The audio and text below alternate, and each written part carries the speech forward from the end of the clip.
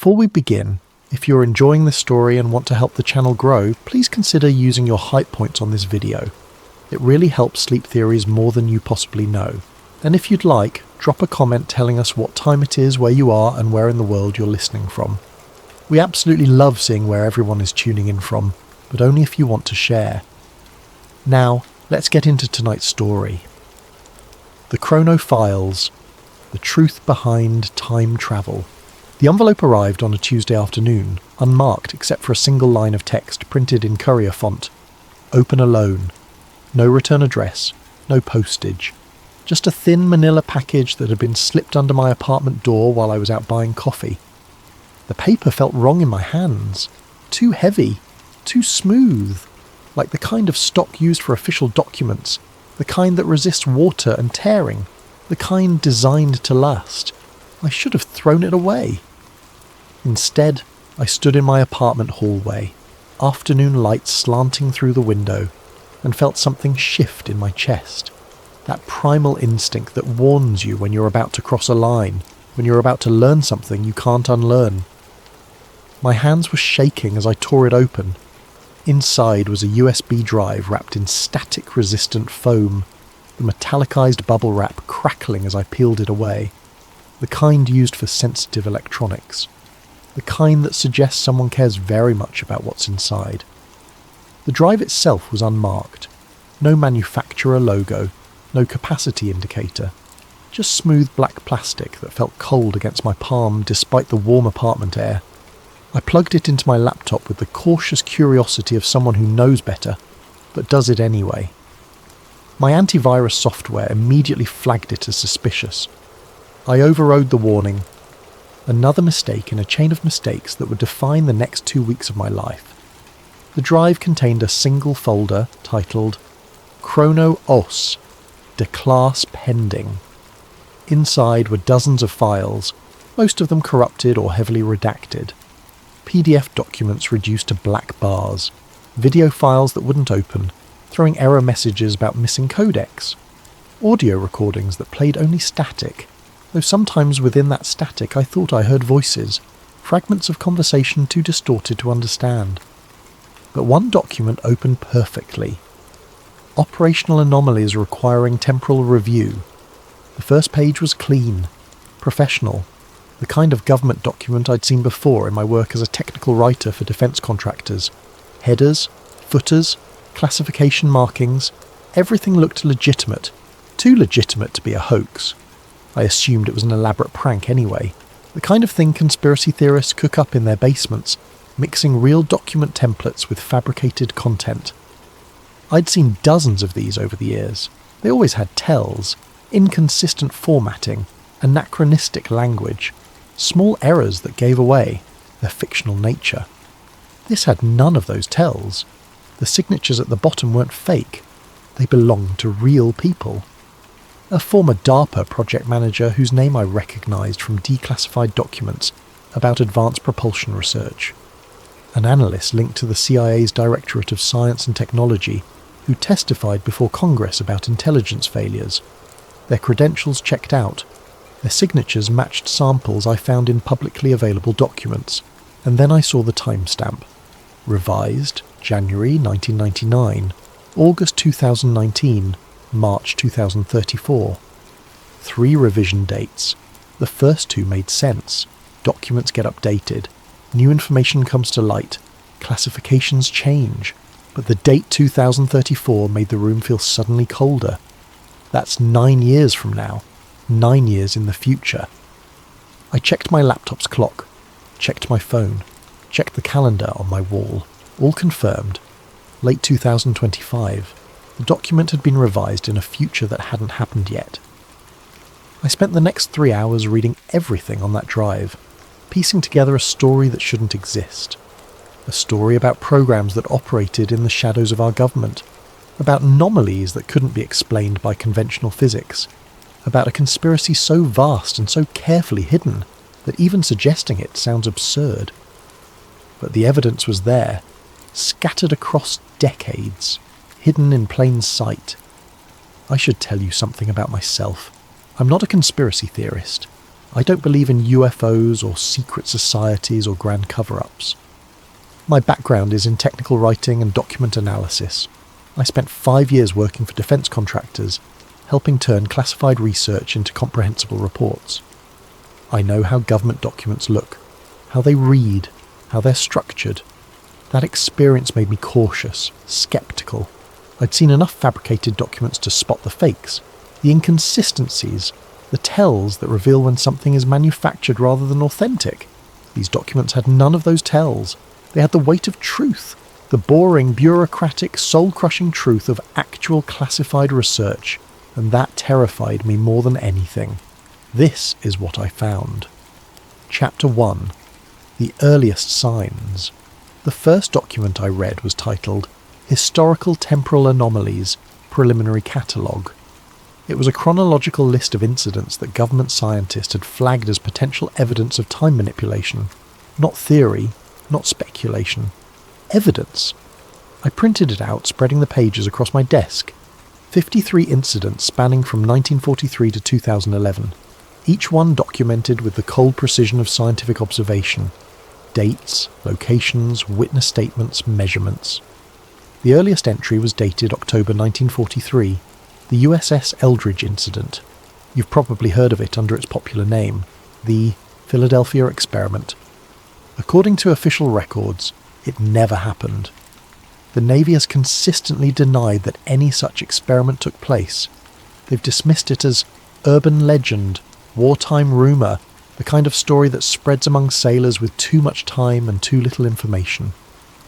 But this document told a different story. It described an attempt to render a destroyer escort invisible to radar using high-powered electromagnetic fields. The experiment allegedly succeeded beyond anyone's expectations. Witnesses reported the ship vanishing entirely in a flash of green light, reappearing briefly at the Norfolk Naval Shipyard in Virginia, then returning to Philadelphia's Naval Yard within minutes. The aftermath was horrific. Sailors were found fused into the metal hull, their bodies merged with steel bulkheads as if they'd been there when the ship was built. Others went insane, claiming they'd been trapped in a grey void where time didn't move, where they could see themselves from the outside, watching their own bodies frozen in place, while their consciousness moved freely through space that shouldn't exist. 5 men vanished completely, never found, no bodies, no trace. The document labelled it Temporal Displacement, Uncontrolled, Origin unknown. Suspected inadvertent breach. Recommend avoiding all electromagnetic field densities above threshold beta 7. A handwritten note in the margin in faded blue ink read, "They didn't know what they were opening. We barely know now." The second entry was dated March 1955. A classified Air Force memo described non-linear radar echoes detected at multiple installations across the southwestern United States. The radar systems were picking up aircraft before they appeared in the sky. Not seconds before, minutes. In one case, nearly 20 minutes before a B-52 bomber entered the detection range, the radar showed its signature clearly on screen. Operators reported the contact, scrambled interceptors, then watched as the ghost disappeared. 20 minutes later, exactly where the echo had predicted, the actual bomber appeared on schedule. The phenomenon occurred 17 times over 3 months, always in the southwest, always with military aircraft, always with the same temporal offset, between 15 and 22 minutes. The memo concluded, equipment malfunction ruled out, phenomenon repeatable under controlled conditions, cause unknown, hypothesis, temporal echo from future flight path interacting with present moment detection grid. Someone had underlined that last sentence in red ink. Next to it, in the same hand, we're seeing their shadows before they arrive. The third entry was a photograph dated February 1962. It showed the launch of Friendship 7, John Glenn's orbital mission, the first American to orbit Earth. The photograph captured the crowd of spectators gathered to witness history. Thousands of faces turned skyward, watching the Atlas rocket climb into the Florida sky. But someone had circled 2 faces in the background. The same man, same clothing, same posture, same expression of awe and excitement. standing in two different locations simultaneously, roughly 30 feet apart. The image quality was poor by modern standards, but good enough to be certain. Not twins, not lookalikes, the same person. Every detail matched. The pattern on his tie, the way his hair fell across his forehead, the exact angle of his head as he watched the launch. A handwritten note in the margin read, "Temporal echo, observer from displaced frame, subject identified as civilian employee of NASA's propulsion division, interviewed under pretense of security clearance review, no memory of being in two locations, polygraph inconclusive, recommend monitoring, consult variant protocols." A second note, dated 5 years later. Subject died June 1967. Natural causes. Case closed. But underneath, in different handwriting, or did his other self die? How do we know which one we buried? The fourth entry was from June 1969. NASA mission logs from Apollo 10 mentioned time index drift anomalies in signal delays between the spacecraft and ground control. Communications were arriving fractionally too early or too late, inconsistent with the known distance and light speed calculations. The discrepancies were small, measured in milliseconds, but they were there, consistent, measurable. One engineer had written in the margin, "Not equipment error, signal travelling non-standard route, possibility, gravitational lensing around lunar mass, alternative hypothesis, temporal distortion field interaction, recommend further study." That further study apparently never happened. Or if it did, those files weren't on the USB drive, but there were more entries. So many more. August 1974. A weather satellite photographed a B-2 stealth bomber over Nevada. The B-2 wouldn't have its first flight until July 1989. 15 years in the future. December 1981. A CIA safe house in Berlin received a telephone call warning of a Soviet defector's assassination attempt. The call was logged at 3:47 p.m. The assassination attempt occurred at 3:12 p.m. the same day, 35 minutes before the warning. May 1993. Seismographs at the University of California recorded earthquake tremors exactly 24 hours before a magnitude 6.1 quake struck near Los Angeles. The equipment was functioning normally. The tremors matched the actual quake's signature perfectly. They simply arrived one day early. September 2001. This entry was heavily redacted. Only fragments remained visible. Multiple temporal anomalies detected in week preceding events. FAA radar logs show impossible flight paths, timeline inconsistencies in passenger manifests, communications intercepted with timestamps from non-existent dates. The implications of that one made my mouth go dry. November 2008. Stock trading algorithms detected patterns that shouldn't exist. Multiple securities moved in ways that anticipated news events, minutes or hours before those events occurred, not insider trading. The movements began before the events themselves, as if the market knew what was coming before it happened. The document noted, pattern consistent with information leakage from future time frame, suggests temporal breach by financial actor with access to next-day data, investigation ongoing. As I read through these entries, a pattern emerged that was impossible to ignore. The government wasn't searching for time travel. They were reacting to it, documenting it, trying desperately to understand what they were observing. These weren't experiments. They were observations, evidence that someone, somewhere, was already manipulating time, and the government was desperately trying to understand how. The final page of the catalogue contained a summary assessment, dated August 2011. Temporal anomalies have increased in frequency and magnitude over the past 6 decades. Early incidents appeared spontaneous or accidental. Recent events suggest deliberate manipulation by actor or actors unknown. Technology origin uncertain. Capability assessment exceeds known human scientific achievement by estimated 30 to 50 years minimum. Recommendation: expedite defensive temporal research. Priority: critical. Underneath, someone had written in pencil, We're not the first ones to discover this. We're just the first ones to notice we're not first. Chapter 2.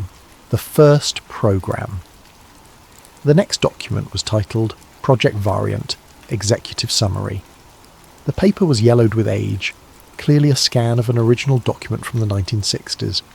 Coffee stains marked the margins.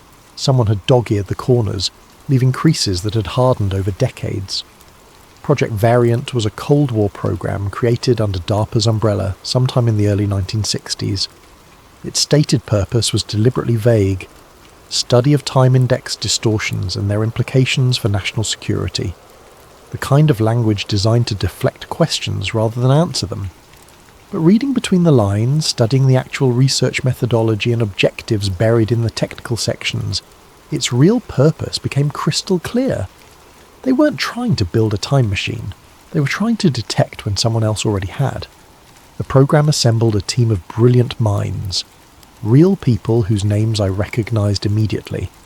Physicist John Archibald Wheeler, who worked on nuclear weapons and quantum mechanics, whose work on black holes coined the term itself. Mathematician Freeman Dyson, known for his work on quantum field theory and space exploration, whose Dyson sphere concept had captured imaginations for decades, and a young consultant named Eric Weinstein, whose background in mathematical physics and geometric unity made him valuable to programs exploring reality's fundamental structure. The document included photographs, grainy black and white images of men in suits standing before chalkboards covered in equations, laboratory spaces filled with equipment I couldn't identify, banks of computers the size of refrigerators, their magnetic tape reels spinning endlessly. Variant's methodology was surprisingly straightforward.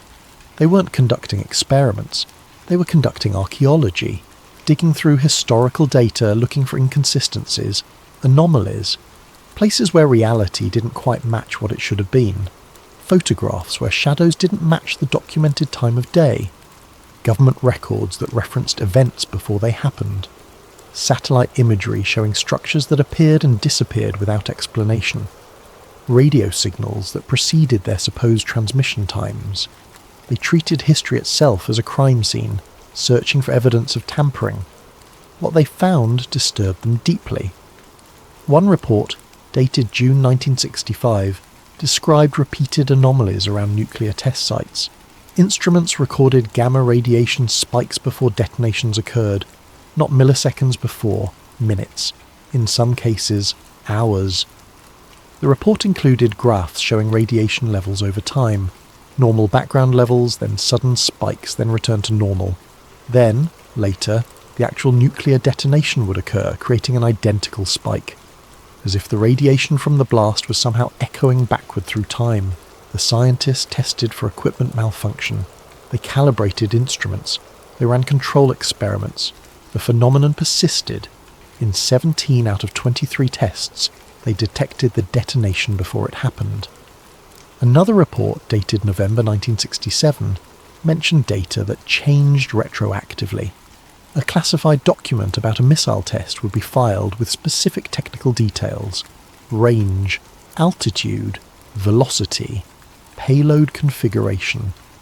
Months later, someone would reference the same document and find different numbers, different outcomes, as if the test itself had been altered after the fact and the records updated to match. The scientists documented 6 cases where multiple people remembered reading the same document with different information. In one case, they found 3 versions of the same report, each with contradictory data, all bearing identical classification stamps and filing dates. It was as if reality couldn't decide what had actually happened. The most unsettling finding involved satellite photographs of Soviet installations.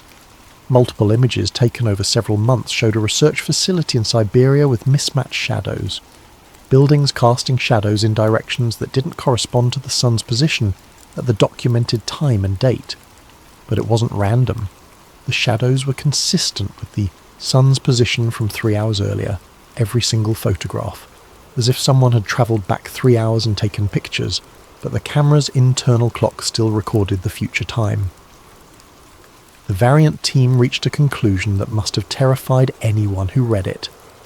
Evidence suggests active temporal manipulation by unknown actor or actors. Origin point uncertain, technology unknown. Capability assessment beyond current human achievement by minimum 30-year advancement margin.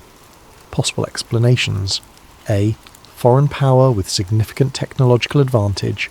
B. Non-state actor with access to future technology. C.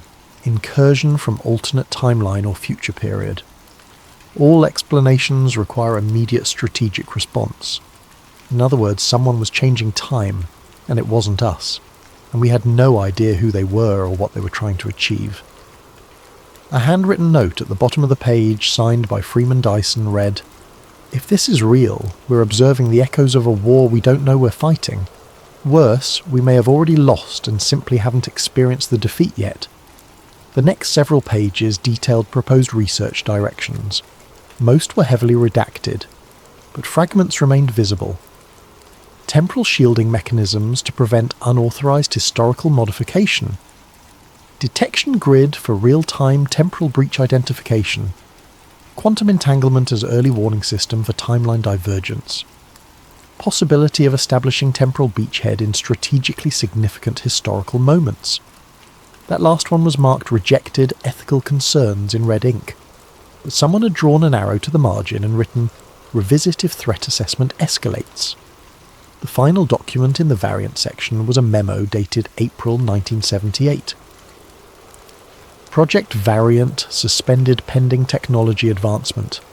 Current methodologies insufficient for defensive temporal capability development. Recommend archival of all research pending future revival when quantum computing and advanced sensor arrays become viable. Team disbanded. All personnel to receive Class A Amnesia Protocol briefing. Class A Amnesia Protocol. I had to look that up. It wasn't what it sounded like. They weren't erasing memories. They were convincing people their memories were unreliable. A psychological technique to make witnesses doubt their own experiences, to plant uncertainty where certainty had existed. The people who'd worked on Variant left the program questioning everything they'd learned, unsure what was real and what was misremembered, unable to talk about their work even if they wanted to, because they no longer trusted their own recollections. It was erasure without erasing anything. Destruction of evidence without destroying a single document. And it meant that somewhere out there, brilliant scientists who'd glimpsed the truth about temporal manipulation were living their lives convinced they'd imagined it all. Chapter 3. The Breakthrough Nobody Wanted. The next file was dated July 1978 and marked Eyes Only, Compartmented. The classification marking alone told me this was different, more sensitive, more dangerous. It described something called the Montauk acquisition. According to the document, Variant scientists had acquired a device through channels that weren't disclosed. The language was careful, almost evasive. Device obtained through non-standard procurement methodology. Origin point classified above project clearance level. Provenance uncertain, but materials analysis confirms human manufacture. The device wasn't extraterrestrial in origin. It was human-made, but the materials used in its construction didn't match anything in the periodic table as it existed in 1978. Alloys that shouldn't have been possible to create. Components that operated on principles physics hadn't yet discovered. Manufacturing techniques that wouldn't exist for decades. Someone, somewhere in time, had built this machine, and somehow it ended up in a DARPA laboratory in 1978. The report included technical specifications that read like science fiction. Quantum field manipulator utilizing controlled chronological shear. Operates by creating localized temporal distortion field approximately 0.3 meters in diameter. Power requirements minimal. Device appears to draw energy from ambient quantum vacuum fluctuations. In simpler terms, it ran on nothing. It pulled power from empty space itself. The device was roughly the size of a briefcase. The photographs showed something that looked almost mundane. A metal box covered in what appeared to be circuit boards, though the circuits followed patterns that made no sense. Spirals, fractals, geometric designs that hurt to look at too long, as if they were somehow wrong in a way the human brain couldn't process. It emitted a low-frequency hum that instruments measured as temporal shear, a term the scientists had to invent because no existing vocabulary described what they were observing. The sound registered at 15 hertz, just at the edge of human hearing, but people reported feeling it rather than hearing it. A vibration in their bones, a pressure behind their eyes. When activated, the device created what witnesses described as a shimmering plane in the air. Not quite a doorway, more like a window into nothing, a vertical surface that reflected no light but distorted everything around it, creating ripples in space like heat waves rising from summer pavement. But this wasn't heat, this was time itself bending. The report detailed the first test, conducted on July 19, 1978, at 3:27 p.m. Eastern Standard Time. The device was activated in a sealed laboratory at an undisclosed location. 8 witnesses present, all with top-secret clearances, all scientists or military personnel. The shimmer appeared, instantly. A perfect rectangle of distorted space, roughly 2 meters tall and 1 meter wide. Through it, witnesses reported seeing nothing. Not darkness. Nothing. An absence of reality that the human eye struggled to process. A technician named Michael Reeves volunteered to investigate. According to his personnel file, he was 29 years old, unmarried, with advanced degrees in electrical engineering and physics. The kind of person who'd spent his life asking questions, pushing boundaries, wanting to know what was on the other side of every mystery. He reached out and touched the surface. The report described what happened in clinical language, but I could read the terror between the lines. Subject's hand made contact with temporal boundary at 15:27 and 33 seconds.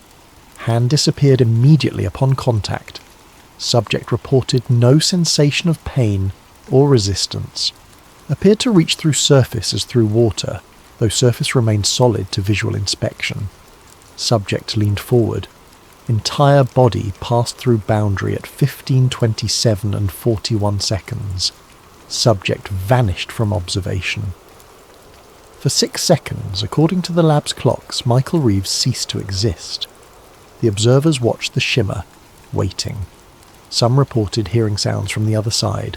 Voices, wind, something that might have been music or might have been machinery. The recordings captured only static, but 17 different people insisted they'd heard something. At 15:27 and 47 seconds, Michael Reeves stumbled backward out of the shimmer, gasping for air like a drowning man breaking the surface. His skin was blue-white, covered in a layer of frost despite the laboratory's carefully controlled 72-degree temperature. Ice crystals had formed on his eyelashes, in his hair, on his fingertips. He collapsed immediately. Medical personnel rushed to stabilize him. His core body temperature dropped to 89 degrees Fahrenheit. Severe hypothermia. His extremities showed signs of frostbite. His pupils were dilated, unresponsive to light. When he could finally speak, his story made no sense. He claimed he'd been gone for hours, said he'd walked through the shimmer and found himself standing on a street in Manhattan. Fifth Avenue, he thought, though nothing looked quite right. The buildings were familiar but wrong, taller in some places, missing in others. The sky was grey, completely grey, no sun visible but somehow light everywhere. No shadows, and it was silent, completely, utterly silent. No traffic, no voices, no wind, no sounds at all except his own footsteps echoing impossibly loud in the empty streets. He walked for what felt like 2 hours trying to find someone, anyone. Every store was empty, every car abandoned. He looked through windows into apartments and saw furniture, belongings, signs of life, but no people, as if the entire city had been evacuated in the middle of an ordinary day. The cold grew worse as he walked. His breath fogged in the grey air. His fingers went numb. He tried door after door looking for shelter, but every entrance was locked or led to more empty rooms. Finally, after wandering for what he estimated was 2 hours, the shimmer reappeared in front of him, a rectangle of distorted space hovering in the middle of Fifth Avenue. He ran toward it, fell through it, and found himself back in the lab. 6 seconds. That's how long he'd been gone according to every clock in the laboratory. 6 seconds according to the video recording. 6 seconds according to 17 witnesses. But his body told a different story. Medical examination revealed severe frostbite on his hands and face, deep tissue damage consistent with prolonged cold exposure. His internal body temperature suggested he'd been in freezing conditions for at least 90 minutes. His watch, a mechanical Omega Speedmaster that kept accurate time to within seconds per day, showed that 2 hours and 17 minutes had elapsed. Time inside the shimmer ran differently, dramatically, impossibly differently. The report included interview transcripts. Reeves describing what he'd seen, what he'd felt. Medical personnel asking questions, trying to understand. And underneath it all, a growing sense that they'd opened something that shouldn't have been opened. One exchange stood out. "Can you describe the quality of the light?" It was everywhere and nowhere, like being inside a photograph. Flat, no depth. "Did you see the sun?" "No, just grey sky. But I could see perfectly. Everything was visible but nothing cast shadows." "Did you try to take anything with you?" Long pause on the recording. "Yes. There was a newspaper box on a corner. The window was broken. I reached in and grabbed a paper. The New York Times, I think. But when I looked at it, the pages were blank. Not empty. Blank. Like they'd never been printed. Just white paper.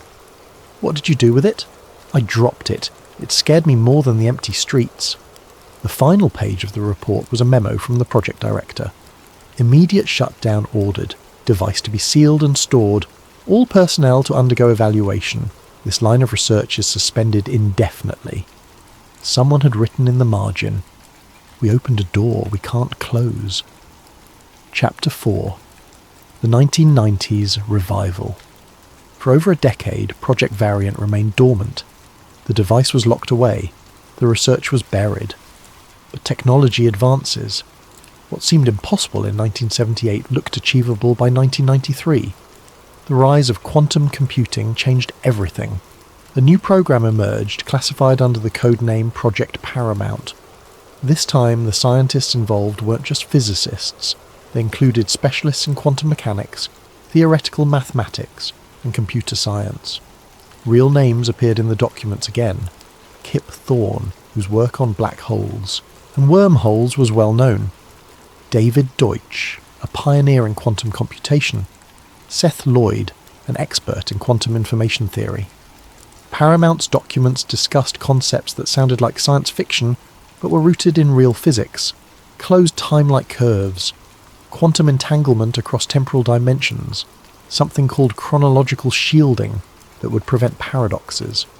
The goal wasn't to create a traditional time machine, it was to establish what they called quantum temporal tunneling, using entangled particles to send information backward through time without physically moving matter. But buried in the technical documents was something that made my stomach turn. An internal memo dated December 1997. If temporal manipulation is achieved, it must remain unilateral. Parallel access by competing nations leads to immediate timeline collapse. Multiple actors attempting concurrent manipulation creates cascading paradoxes. Result: unpredictable, potentially catastrophic reality fragmentation. In simpler terms, if every country gets time travel, the present becomes meaningless. Reality itself becomes unstable. Another memo dated 6 months later. Consensus reached. Technology must be controlled absolutely. Access limited to single authorized entity. Temporal manipulation to be treated as ultimate strategic weapon. Unauthorized use. Grounds for preemptive action. They were planning to monopolize time travel, to ensure that only one group, one government, one carefully controlled program could access this technology. And they were willing to go to war to protect that monopoly. Chapter 5. The whistleblower who never existed. One name kept appearing in the documents. Leon Varick. He was identified as a former NSA contractor who'd worked on Paramount before leaving under unclear circumstances. Multiple memos referenced his concerns about the program's direction. his warnings about temporal ethics violations, his increasingly desperate attempts to expose what he'd learned. I decided to find him. It didn't take long to hit a wall. There were no birth records for Leon Varick, no social security number, no employment history outside the classified documents on the USB drive. DMV records showed nothing. Credit bureaus had no file. But there was one thing, a photograph. It appeared in newspaper archives from a protest in Washington during 2003. Environmental activists demonstrating against government energy policy. In the background, partially obscured by other protesters, was a man matching Varick's description from the documents. The photograph was blurry but distinctive enough to be useful. I downloaded it 3 times over the next week. Each time I looked at it, something bothered me. Finally, I compared all 3 versions side by side. The timestamp on the photograph was different in each file. Same image, same newspaper archive. But the metadata showed 3 different dates: October 2003, November 2003, and January 2004. A digital photograph can't exist with 3 different creation dates unless someone has been altering it. Not the image itself, the moment it was taken. I hired a private investigator, someone who specialised in finding people who didn't want to be found. She came back with news that made me question everything. "Your man Varick died in 1987, she said. Single vehicle accident in Colorado. Drove off a mountain road. Body was identified through dental records." I showed her the documents from 2003, the photograph from the protest. She shrugged. "Then either those documents are fake or your guy lived after he died." The third option, the one neither of us wanted to say out loud, was that Leon Varick had been pulled forward through time, that he died in 1987 in one timeline and continued living in another, that he was proof of what the government had achieved, and that someone had erased him from history to cover it up. That night, I started noticing things, small things. A car parked across the street that I'd never seen before. The same man in a grey jacket standing at the bus stop 3 days in a row, never getting on a bus. My apartment door lock feeling different, as if someone had practiced with it while I was out. I checked for bugs. Found nothing. But absence of evidence isn't evidence of absence, and everyone who works in defence knows that if someone really wants to surveil you, you'll never find their equipment. I started varying my routine, taking different routes to the coffee shop, using different computers at different libraries to research, paying cash for everything. Basic tradecraft, the kind they teach you in security clearance briefings. It didn't help. The feeling of being watched only intensified. On the 4th day after I'd hired the investigator, she called me. Her voice was different, tight, scared. "We need to stop," she said. "I can't work this case anymore." "Why? What did you find?" "I didn't find anything, that's the problem. Your guy Varick, he's connected to things I can't touch. I got warned off, politely but firmly, by people who knew things about me they shouldn't know, things I've never told anyone." "What kind of things?" She hung up. When I called back, her number was disconnected. Her office, when I drove past it, was empty. A Felice sign in the window as if she'd never been there at all. I went home and found my apartment door unlocked. Nothing was missing, nothing was moved. But on my desk, right where I worked, was a business card. Plain white, no logo. Just a phone number in embossed black text. I stared at it for an hour before I called. A man answered on the first ring. No greeting, just, "We know you have questions. We may have some answers, but you need to stop digging into Leon Varick for your own safety." Who is this? Someone who knows what you've been reading. Someone who knows you received certain documents that you shouldn't have. Those documents are incomplete, taken out of context. They tell a story, but not the whole story. "Then tell me the whole story." Long pause. I could hear him breathing, weighing his options. "Not over the phone. Maybe not at all. But if you keep pursuing this, you're going to find things that can't be unfound. And the people who manage those things will notice. They'll want to know how you learned what you learned. And then your life becomes very complicated very quickly. Is that a threat? It's a warning from someone who used to have your level of clearance, who used to ask the same questions, who learned the hard way that some doors once opened can't be closed. You worked on Variant. Another pause, longer this time. I worked on something. Whether it was Variant or one of its successor programs, I couldn't tell you. They compartmentalise everything. You might spend years on a project and never know its real name or purpose. You just do your part. Answer your questions, write your reports, and hope you never see the bigger picture, but you saw it. Pieces, fragments. Enough to know I should have stayed ignorant. Enough to know that what they're doing, what they've been doing for decades, it changes everything. Everything you think you know about reality, about history, about the way the world works, it's all provisional, subject to revision, and you're not invited to the meeting where those revisions are decided. Tell me about Leon Varick. The line went dead. I never heard from that number again. When I tried calling back, I got a recording. This number is not in service. But the message was clear. I was getting close to something. Close enough that someone felt the need to warn me off, which meant Leon Varick was real, which meant the documents were real, which meant everything else in those files, all the impossible claims about time travel and timeline manipulation, was probably real too. Chapter 6. The Present Day Program. The most recent document on the USB was titled Time Access Restriction 204 Protocol. It was marked with a classification level I'd never seen before, Umbra Cardinal. The document described what it called the stabilization crisis. After 1991, unauthorized timeline incursions had spiked dramatically. Someone was accessing temporal manipulation technology and using it without coordination. The results were catastrophic. Temporal leakage was detected around major historical events. Predictive models generated by intelligence agencies were aligning too perfectly with actual outcomes. Financial markets moved with impossible precision. Political developments followed paths that seemed scripted.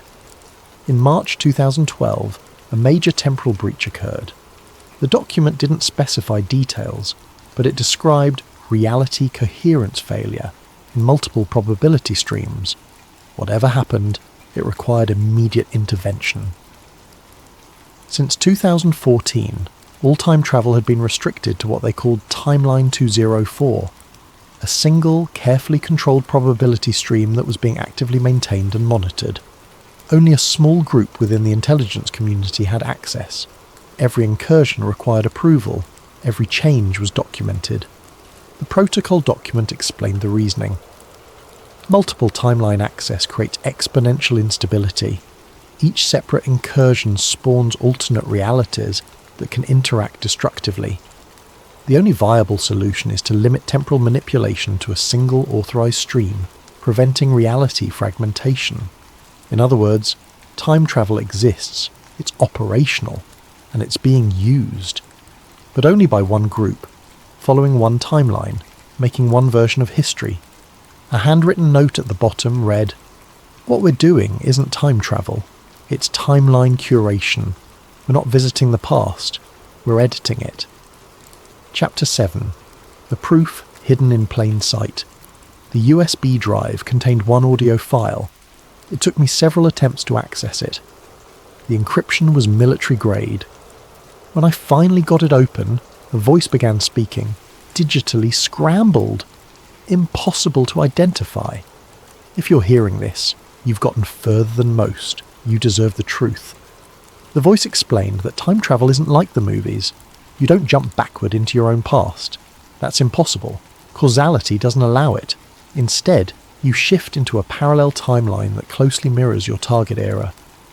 The technology creates a quantum bridge between your present and an alternate reality's past. You visit that world, interact with it, make changes. Those changes don't rewrite your world. They can't. Your timeline continues unchanged, but the alternate timeline you visited now develops differently. It branches off, spawning a new probability stream. When you return, you bring back information, objects, sometimes even people, though the voice said that was ethically complex and highly restricted. This avoids paradoxes entirely.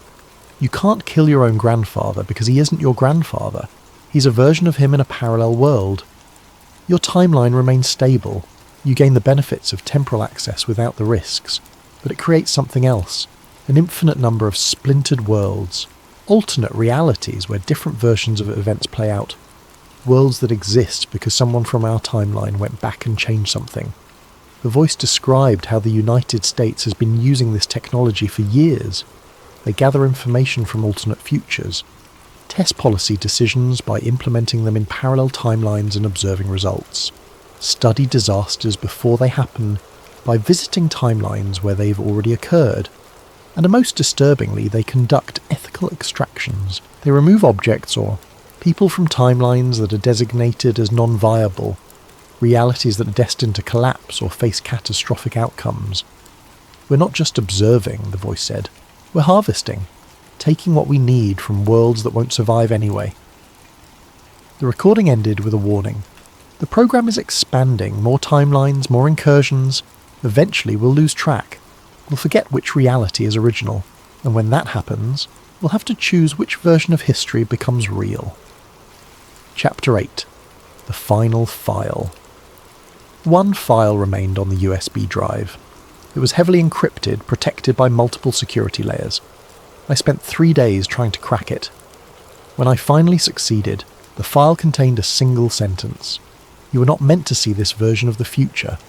Before I could process what that meant, the USB drive began to heat up in my laptop, rapidly. I yanked it out, burning my fingers, and dropped it on my desk. It melted, not like plastic melting in fire. It dissolved into a grey powder that spread across the desk surface like liquid smoke.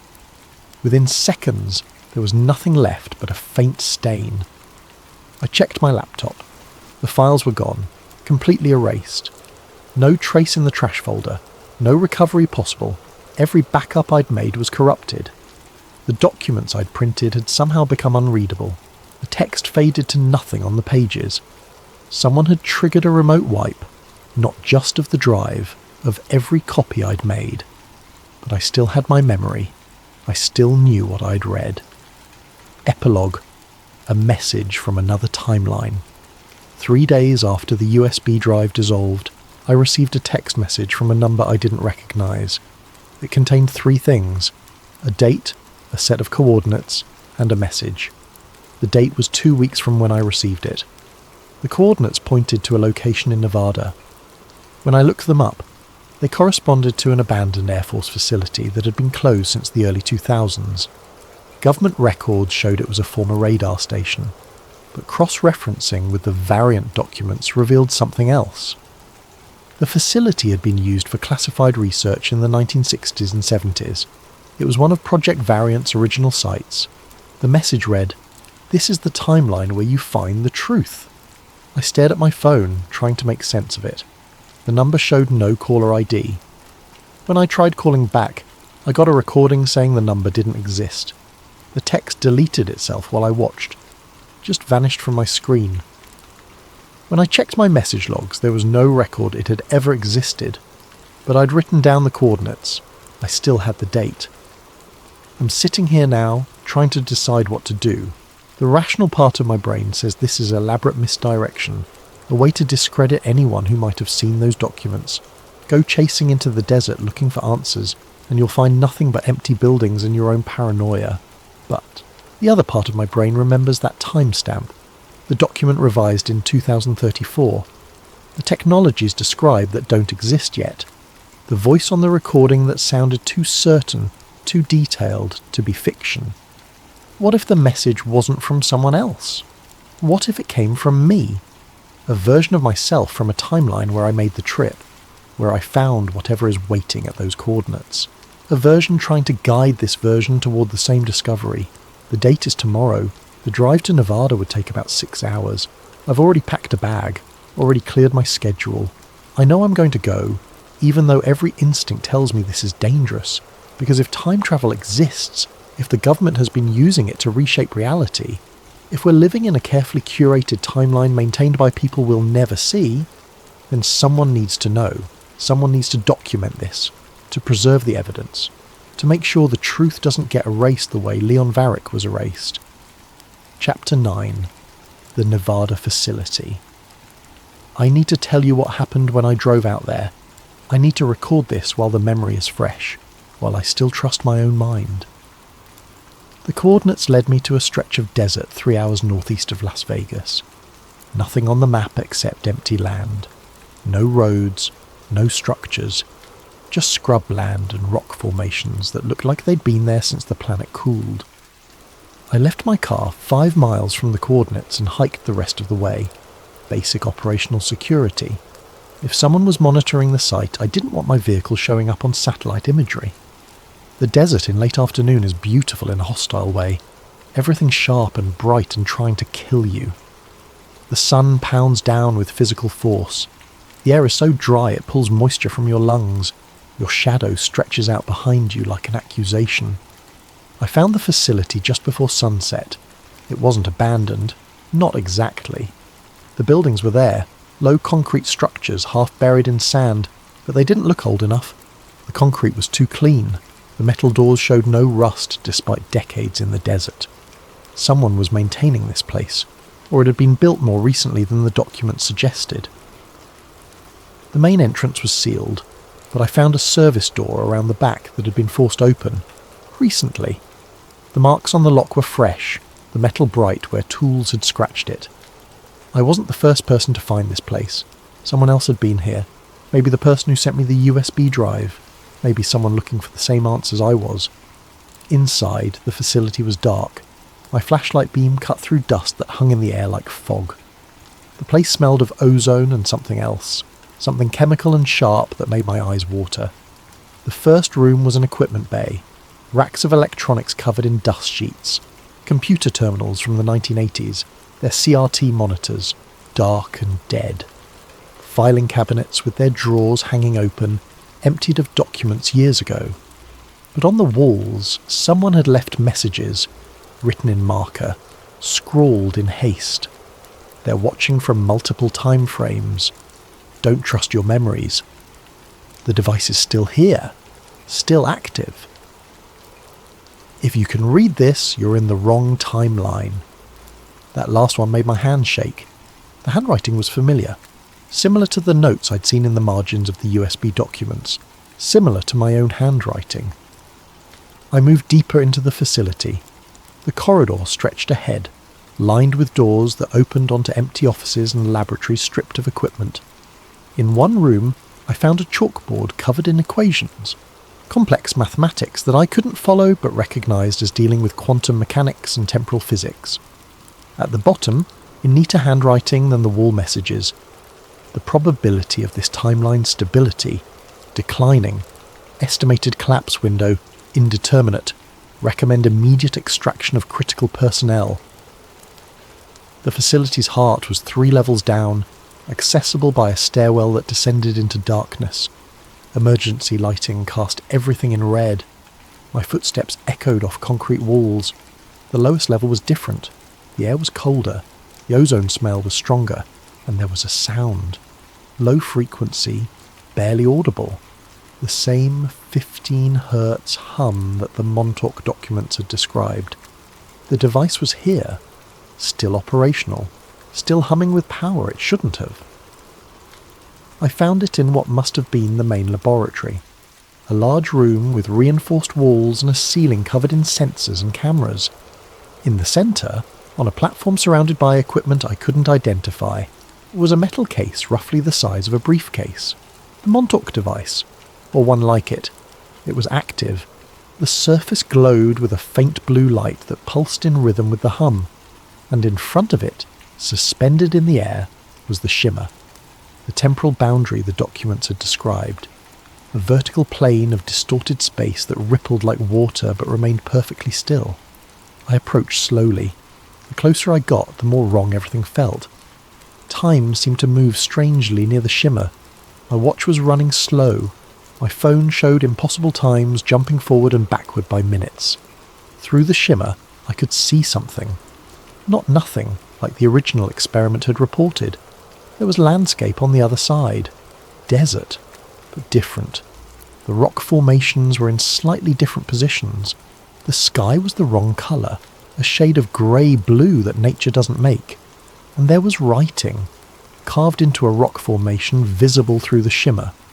Large letters, deep cuts, done by someone with time and tools. You made it. Now decide if you want to go back. I stepped closer, close enough to feel the shimmer's effect. The air around it was cold despite the facility's warmth. My breath fogged. The hum was so loud now. It wasn't a sound anymore, it was a physical sensation vibrating through my bones. I could reach through, could walk into that alternate timeline and see what was waiting on the other side, could find answers that no documents would ever provide. But I thought about Michael Reeves, about his 2 hours in an empty New York, about the grey sky and silent streets and blank newspapers, about how he'd barely made it back. I thought about Leon Varick, about living after he died, about being erased from history in one timeline while existing in another. I thought about the voice on the recording, about timeline proliferation and ethical extractions and realities being chosen while others were allowed to collapse, and I stepped back. Whatever was on the other side of that shimmer, whatever truth was waiting in that alternate timeline, I wasn't ready to face it. Not alone. Not without understanding more about what I was dealing with. I took photographs, documented everything I could see, made notes on my phone about the equipment, the measurements, the messages on the walls, evidence that this place existed, that the device was real, that everything in the USB documents was true. Then I left, climbed back up 3 levels of stairs, walked back through empty corridors, emerged into Nevada sunset that looked almost painfully normal after what I'd seen below. The hike back to my car took 2 hours in darkness. I drove straight through to home, stopping only for gas, afraid that if I slept I'd wake up and find my memories had changed, find the photographs deleted, find everything from the facility erased like it had never been. But the evidence was still there when I got home, still there when I backed it up to 3 different drives and uploaded it to a cloud service under a fake account, still there the next morning when I woke up and checked again. Maybe that's why I received the USB drive in the first place, not to stop what's happening, but to witness it, to record it, to leave a trail for whoever comes next. I don't know what I'll find in Nevada. I don't know if the coordinates will lead to answers or just more questions. But I know that in 2 weeks, either I'll have proof that everything I've told you is real, or I'll be another anomaly.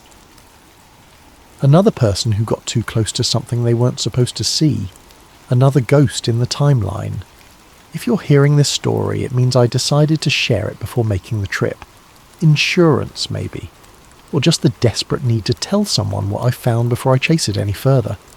Remember the names, remember the programs, remember that somewhere in the machinery of government, in laboratories and facilities you'll never see, people are making decisions about which version of reality gets to exist.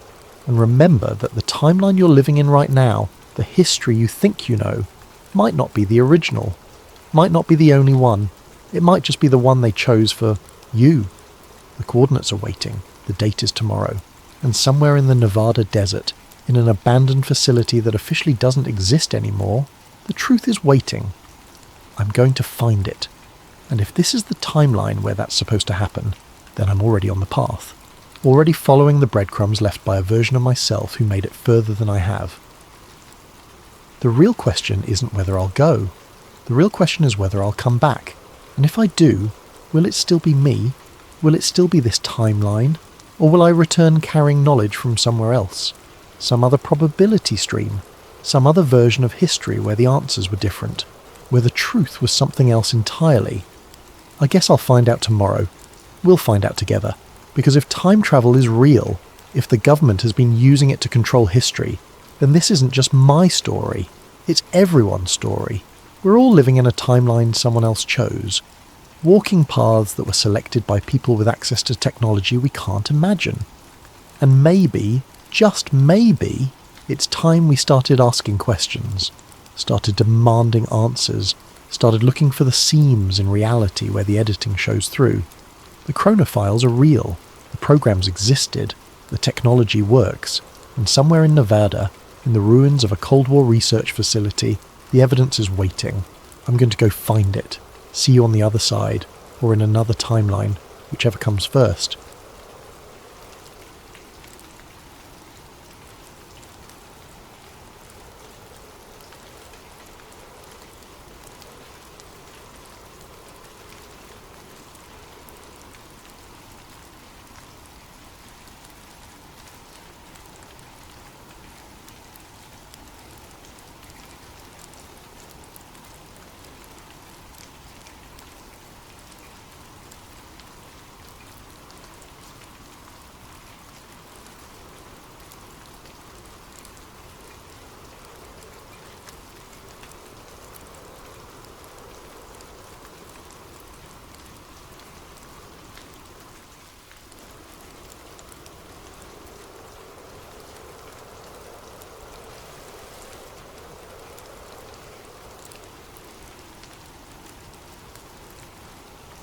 What if the most powerful secret society in history wasn't the Illuminati, the Knights Templar, or even the modern Freemasons, but three men whose names have been deliberately erased from every record? Tonight, we dive deep into the digital shadows to uncover a conspiracy so intricate, so carefully hidden, that discovering it might be the last thing you ever do. Before we begin, what conspiracy would you like us to investigate next? Ancient bloodlines controlling world governments, the real purpose behind social media algorithms, or perhaps something even darker lurking in the depths of the internet? Let us know in the comments, and don't forget to subscribe to Sleep Theories for more late-night investigations that will keep you awake long after the credits roll. The blue glow of Dorian Cade's monitors cast long shadows across his cluttered apartment at 3:47 a.m. Empty energy drink cans formed a metallic skyline around his workstation, where 4 screens displayed cascading lines of encrypted data. This was his domain, the digital underworld where secrets lived and died in streams of code. Dorian had always been drawn to the spaces between spaces, the forgotten corners of the internet where truth hid behind layers of encryption. By day, he was just another cybersecurity analyst for Titan Defense Systems, debugging firewalls and hunting malware. But by night, he was something else entirely, a digital archaeologist, excavating buried information from the deepest recesses of the web. Tonight's target was a seemingly innocuous file archive he'd discovered on a defunct server that once belonged to the Grand Lodge of Pennsylvania. The files were old, some dating back to the early digitization efforts of the 1990s, when historical documents were first being converted from physical to digital formats.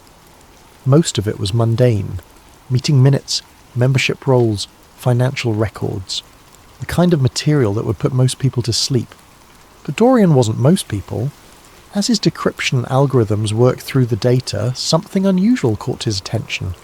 Buried within a folder labelled Historical Correspondence MISC was a file that didn't match the others. The metadata was wrong, the encryption was different, and when he finally cracked it open, what he found made his pulse quicken. It was a single image, a symbol he had never seen before.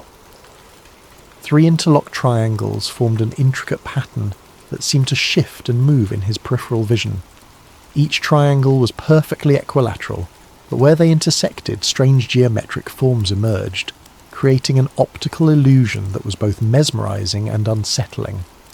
Beneath the symbol was a single line of text, the triune accord established. 1717 AV CR JH. Dorian leaned back in his chair, fingers drumming against his desk. 1717. That was the same year the Grand Lodge of London was established, marking the beginning of organised Freemasonry. But what was the Triune Accord, and who were AV, CR and JH? He screenshotted the image and began reverse searching it through every database he could access. Nothing. No matches, no similar images, no references anywhere on the indexed internet.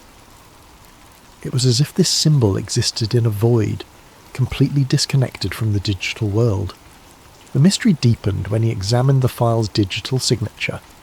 According to the metadata, this document had been accessed and modified hundreds of times over the past 30 years, but always by anonymous users with no traceable digital footprints. Someone, or multiple someones, had been maintaining this file, keeping it alive in the digital space while ensuring it remained invisible to casual observers. Dorian's hands moved instinctively to his keyboard. He had found something that wasn't supposed to be found, touched something that wasn't supposed to be touched. And now, he couldn't let it go. The hunt had begun. 3 days of relentless searching had yielded fragments, tantalizing pieces of a puzzle that refused to come together. Dorian had barely slept, surviving on caffeine and the electric thrill of discovery. His apartment had transformed into a conspiracy theorist's dream, with printed documents taped to every available wall surface, and red string connecting seemingly random data points. The breakthrough came when he cross-referenced the initials AV, CR, and JH with historical Masonic records from the early 18th century. Traditional sources yielded nothing, but when he dug into the darker corners of academic databases, forgotten doctoral dissertations, obscure historical journals, private collections that had been digitized but never properly indexed, patterns began to emerge. In a 1987 thesis on esoteric influences in early American politics, he found a footnote referencing 3 mysterious benefactors who had allegedly provided funding for the construction of several early American government buildings. The author had dismissed the claims as unsubstantiated rumours, but had noted that the same 3 sets of initials appeared in financial records from Philadelphia, Boston and Charleston between 1720 and 1750. A deeper dive into banking archives from the period revealed something extraordinary. Dorian discovered a series of encrypted letters between European aristocrats and early American colonists, all revolving around something called the doctrine of quiet influence. The letters, written in a cipher that had taken him 2 full days to crack, described a methodology for guiding human behaviour through subtle manipulation of symbols, language, and social structures. But it was the names that made his blood run cold. The letters were signed with the same initials, AV, CR, and JH. According to the correspondence, these 3 men weren't just wealthy benefactors. They were the architects of a new form of power, one that didn't rely on armies or political office, but on the manipulation of human psychology itself. They had studied the old mystery schools, the ancient techniques of persuasion and control, and had adapted them for a new age. One letter, dated 1734, was particularly chilling. The masses believe they choose their own thoughts, their own desires, their own leaders. They do not understand that choice itself can be manufactured, shaped like clay in the hands of those who understand the deeper mechanics of the human mind. We 3 have laid the foundation stones. Future generations will build upon our work without ever knowing our names. Dorian printed out the letter and pinned it to his wall next to the symbol of the 3 interlocked triangles. The pattern was starting to make sense. These weren't just random geometric shapes. They were a visual representation of the 3 founders' methodology.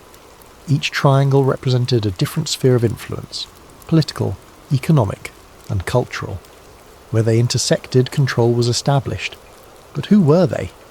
The initials were all he had to go on, and despite hours of searching, he couldn't find any historical figures from the period whose names matched. It was as if they had been deliberately erased from the historical record. That's when he made his second major discovery. Hidden within the financial records was a reference to something called the Lodge of 3 Pillars. Not an official Masonic lodge, but what appeared to be a secret organisation within the larger Masonic structure. The 3 pillars, according to the documents, were AV, CR, and JH themselves. Dorian's excitement was tempered by a growing sense of unease. He was uncovering something that had been buried for nearly 3 centuries, something that powerful people had gone to great lengths to hide. The deeper he dug, the more he realised that this wasn't just history. It was a blueprint, a framework that was still being used. As the sun rose over the city, casting golden light through his apartment windows, Dorian stared at the wall of evidence he'd assembled. The 3 Masons, as he had begun calling them, had created more than just a secret society. They had engineered a system of control that evolved and adapted over centuries, invisible but omnipresent. And now he was beginning to understand how it worked. The realization hit Dorian like a physical blow as he sat in his favourite coffee shop, laptop open, surrounded by the mundane chatter of the morning commuters. He had been analysing media patterns for the past week, looking for connections to the doctrine of quiet influence, when the data suddenly cohered into a terrifying picture. It was everywhere.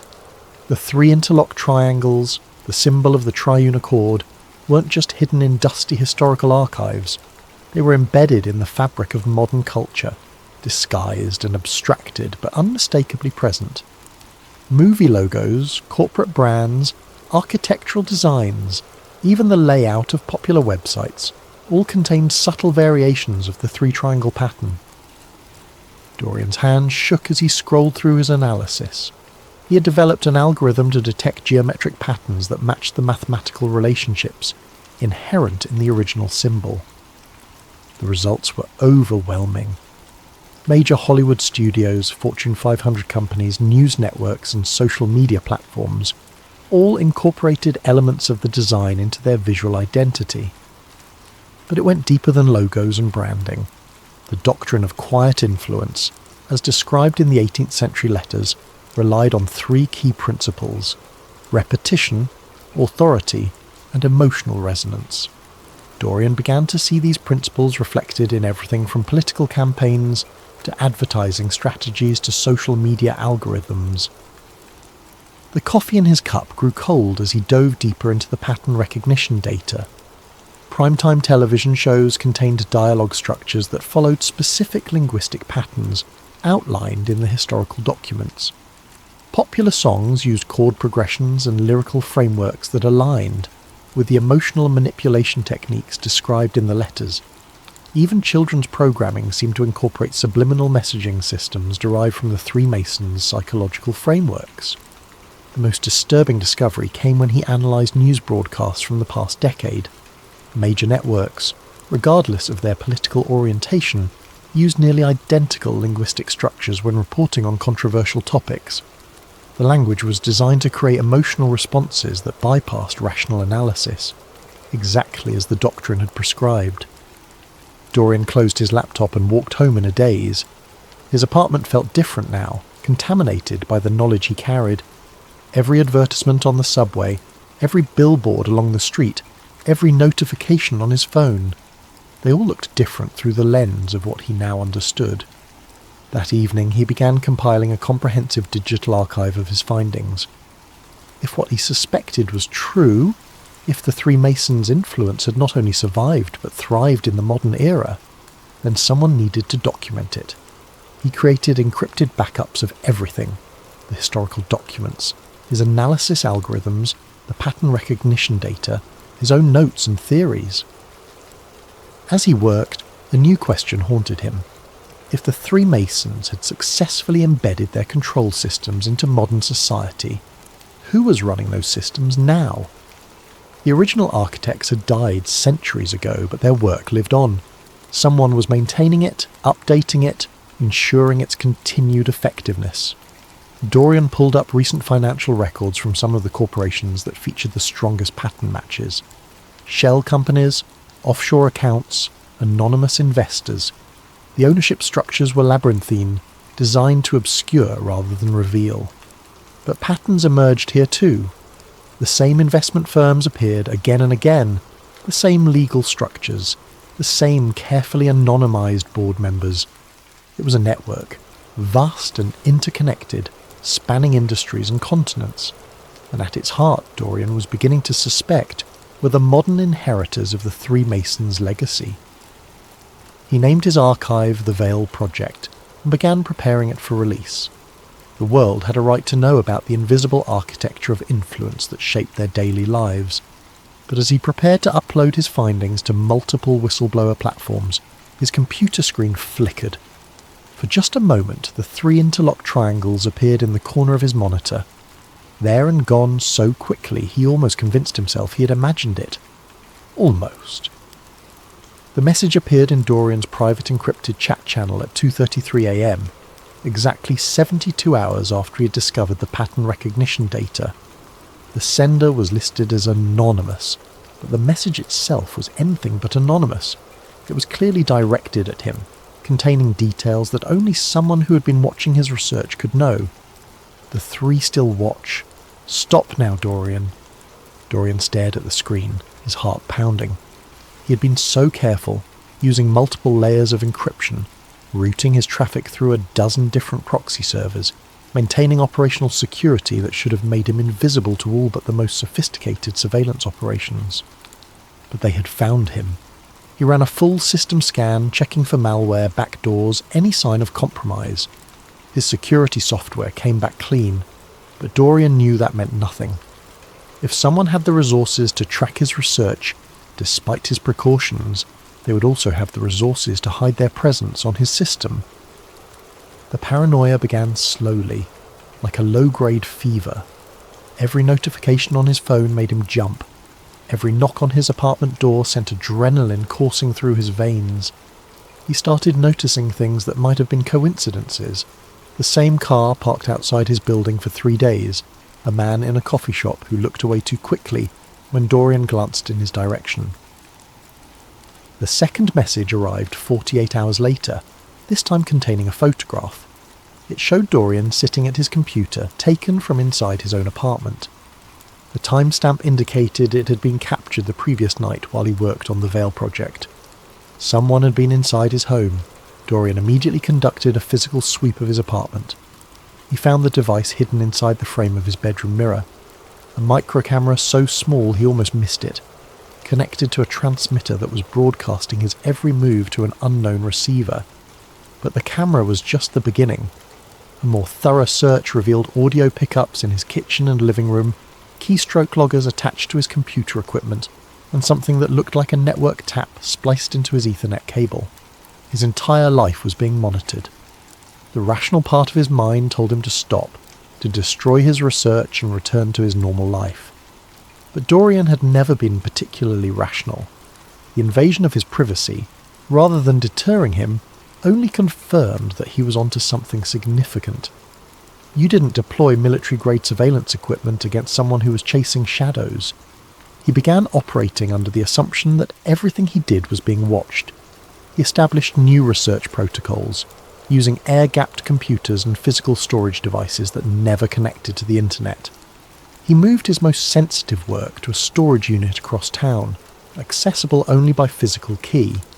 He varied his routines, took different routes to work, paid for everything in cash, but the watchers adapted too. His work computer at Titan Defense Systems began experiencing mysterious glitches.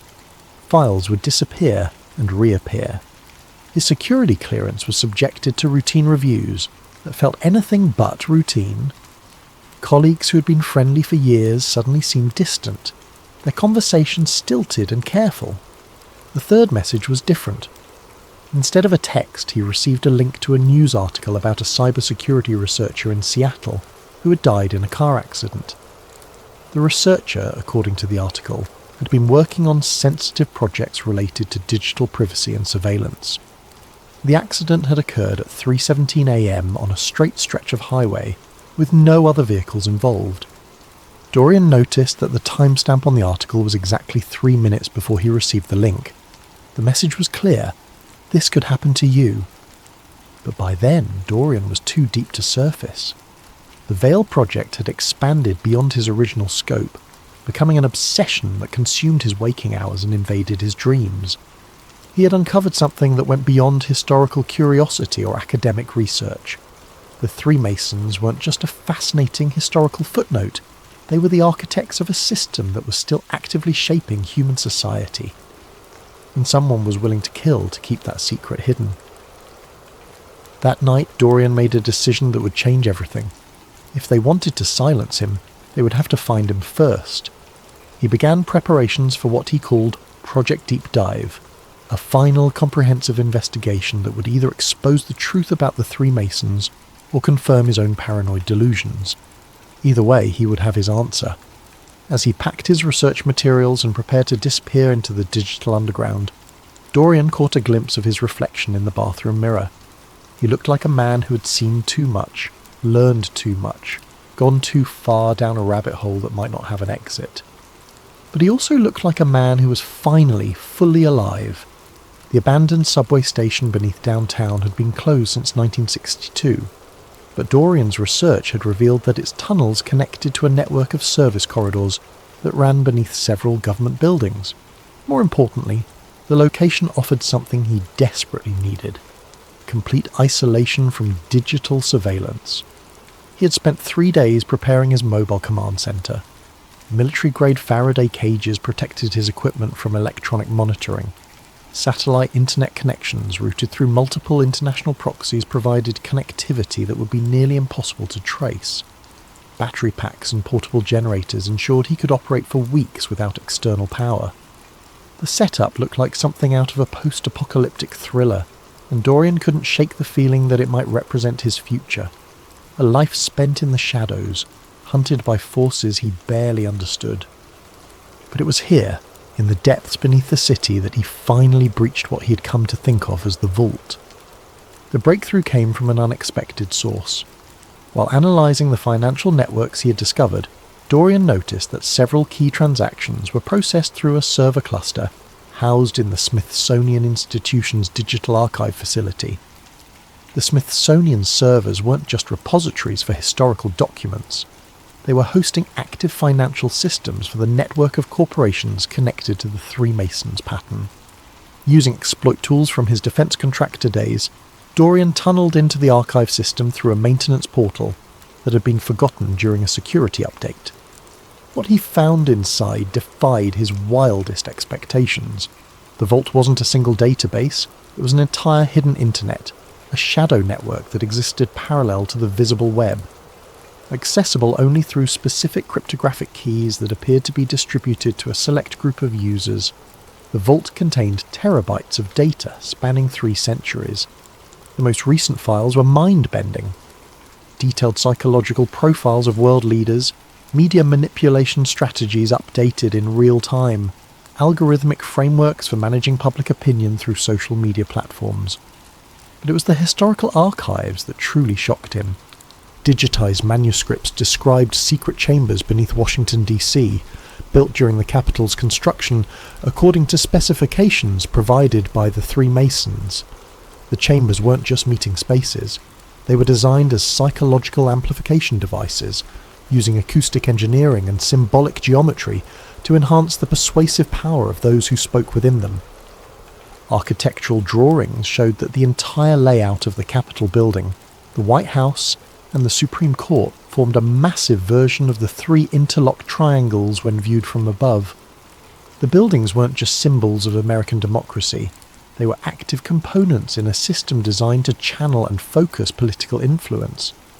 But the most disturbing documents dealt with something called the Great Work, an ongoing project to gradually reshape human consciousness through systematic manipulation of culture, education, and information systems.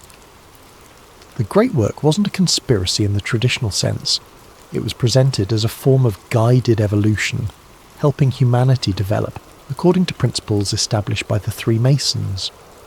According to the documents, every major social movement of the past 2 centuries had been either initiated or co-opted by the inheritors of the Three Masons' legacy. Wars, revolutions, technological breakthroughs, cultural shifts, all were pieces in a vast game being played by invisible hands. And Dorian discovered that modern political speeches were crafted using linguistic frameworks derived directly from the original doctrine of quiet influence. Presidential debates, congressional hearings, Supreme Court arguments, all followed scripted patterns designed to produce predetermined emotional responses in viewers. Entertainment media was even more thoroughly controlled. Hollywood studios, record labels, publishing houses, all were connected to the network through complex ownership structures. Popular culture wasn't a reflection of society's values. It was a tool for shaping those values. As Dorian delved deeper into the vault, he began to understand the true scope of what he was facing. This wasn't just a historical conspiracy. It was a living system, constantly evolving and adapting to new technologies and social conditions. The Three Masons had died centuries ago, but their work lived on through institutions, traditions, and methodologies that had become so embedded in society that they were virtually invisible. The most chilling realization came when he discovered his own file in the vault's database. They had been monitoring him for months, tracking his research, analysing his psychological profile, preparing countermeasures. His investigation hadn't been a secret quest for truth. It had been a carefully observed experiment. But why let him discover so much? Why allow him to penetrate their most sensitive archives? The answer came in a document titled Protocol 7, Asset Integration. Dorian's blood ran cold as he read the clinical assessment of his psychological profile, his motivations, his likely responses to various stimuli. He wasn't just a threat to be eliminated, he was a potential asset to be recruited. The file indicated that his research skills and psychological profile made him an ideal candidate for voluntary integration into their network. His investigation of the Three Masons hadn't been a violation of their security, It had been an audition. As this understanding washed over him, Dorian noticed something that made his hands shake. The documents he was accessing contained metadata signatures, hidden markers that traced every query back to his specific location and identity. By exploring the vault, he wasn't just learning their secrets, he was leaving digital fingerprints that proved he had been there. The final piece of the puzzle revealed itself at 4:47 a.m. on what Dorian would later realise was his last night of freedom. He had been analysing the most recent uploads to the vault, real-time data feeds that showed the Three Masons influence network in active operation. What he discovered was breathtaking in its scope and terrifying in its implications. The network wasn't just influencing culture and politics, it was actively shaping reality itself through coordinated manipulation of information systems. Social media algorithms were tweaked to promote specific narratives. Search engine results were subtly adjusted to guide public research toward predetermined conclusions. News recommendation systems were programmed to create echo chambers that reinforced desired belief patterns. But the most sophisticated element was something they called consensus engineering. By carefully managing the flow of information across multiple platforms simultaneously, the network could create the illusion that certain ideas were organically emerging from grassroots movements, when in fact they were being systematically planted and cultivated. Dorian watched in real time as a coordinated information campaign was launched across dozens of platforms.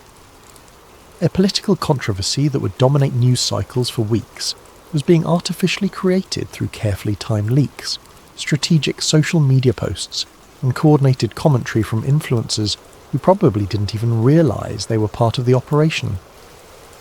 The level of coordination was staggering.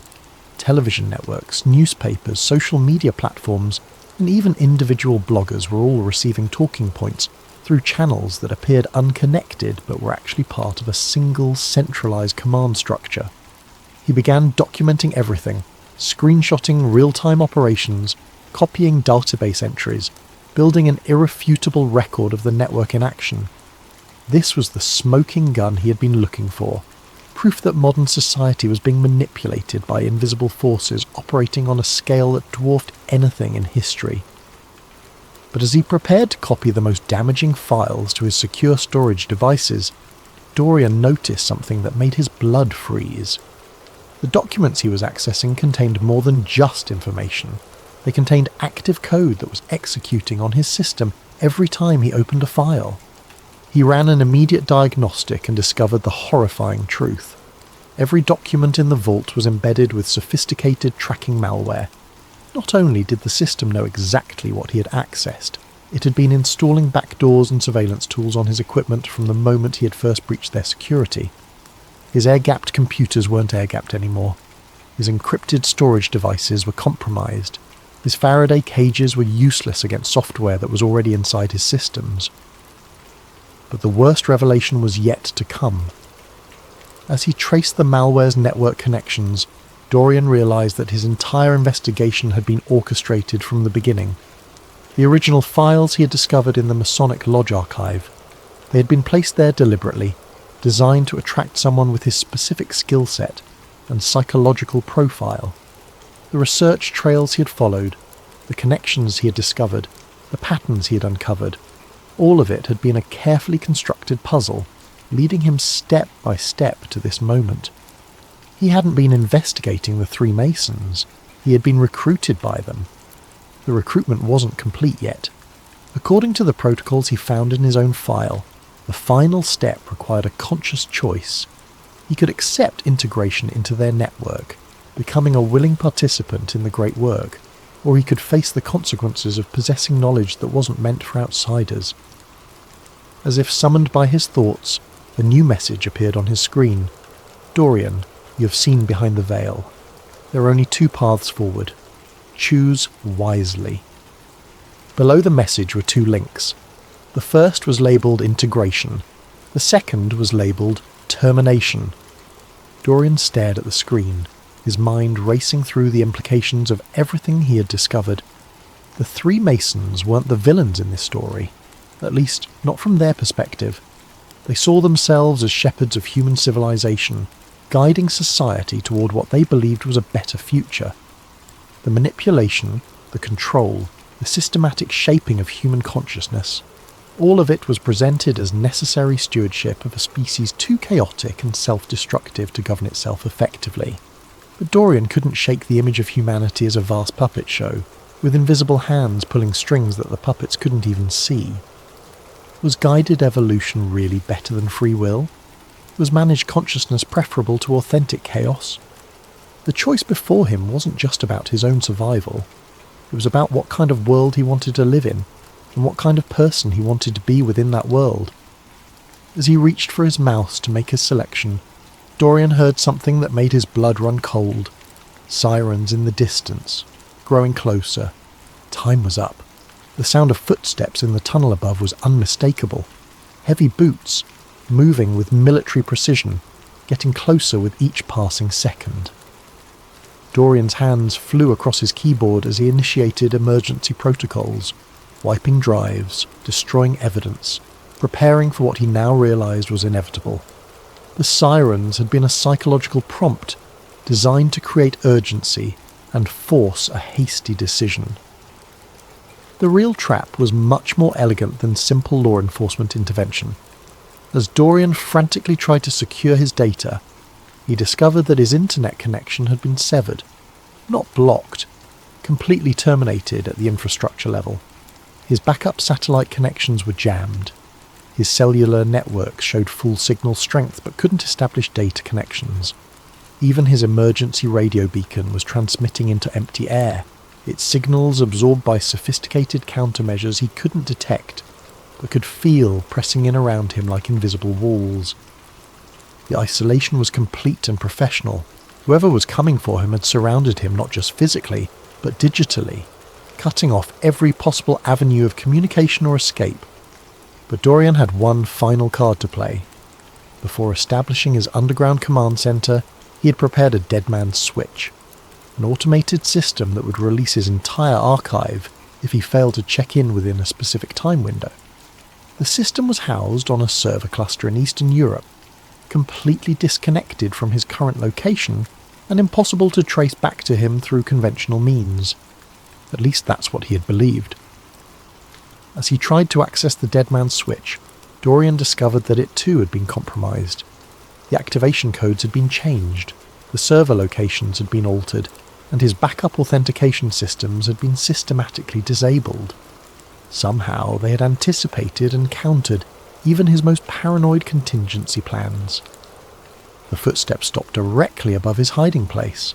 In the silence that followed, Dorian finally understood the true nature of the trap. He hadn't just been recruited, he had been studied, analysed, and predicted with mechanical precision. Every move he had made, every precaution he had taken, every paranoid contingency he had prepared had been anticipated and accounted for. His investigation hadn't been a threat to their operations, it had been a demonstration of their capabilities.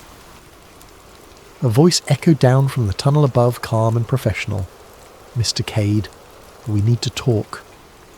Dorian looked around his underground command center. The sophisticated equipment, the military-grade security measures, the careful preparations that had taken weeks to implement. All of it was useless now. He had been allowed to build this fortress so that they could demonstrate how easily it could be bypassed. The voice continued, "Your research has been impressive. Your skills are exactly what we've been looking for. But the recruitment process needs to be completed according to protocol." Protocol. Everything with them was protocol, systematic and methodical. Even rebellion had to follow their rules, serve their purposes, advance their agenda. As the first figures began descending into his underground sanctuary, Dorian made one final desperate attempt to access his archive.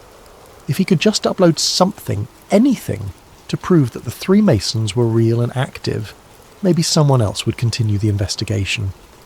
But his screens had already gone dark.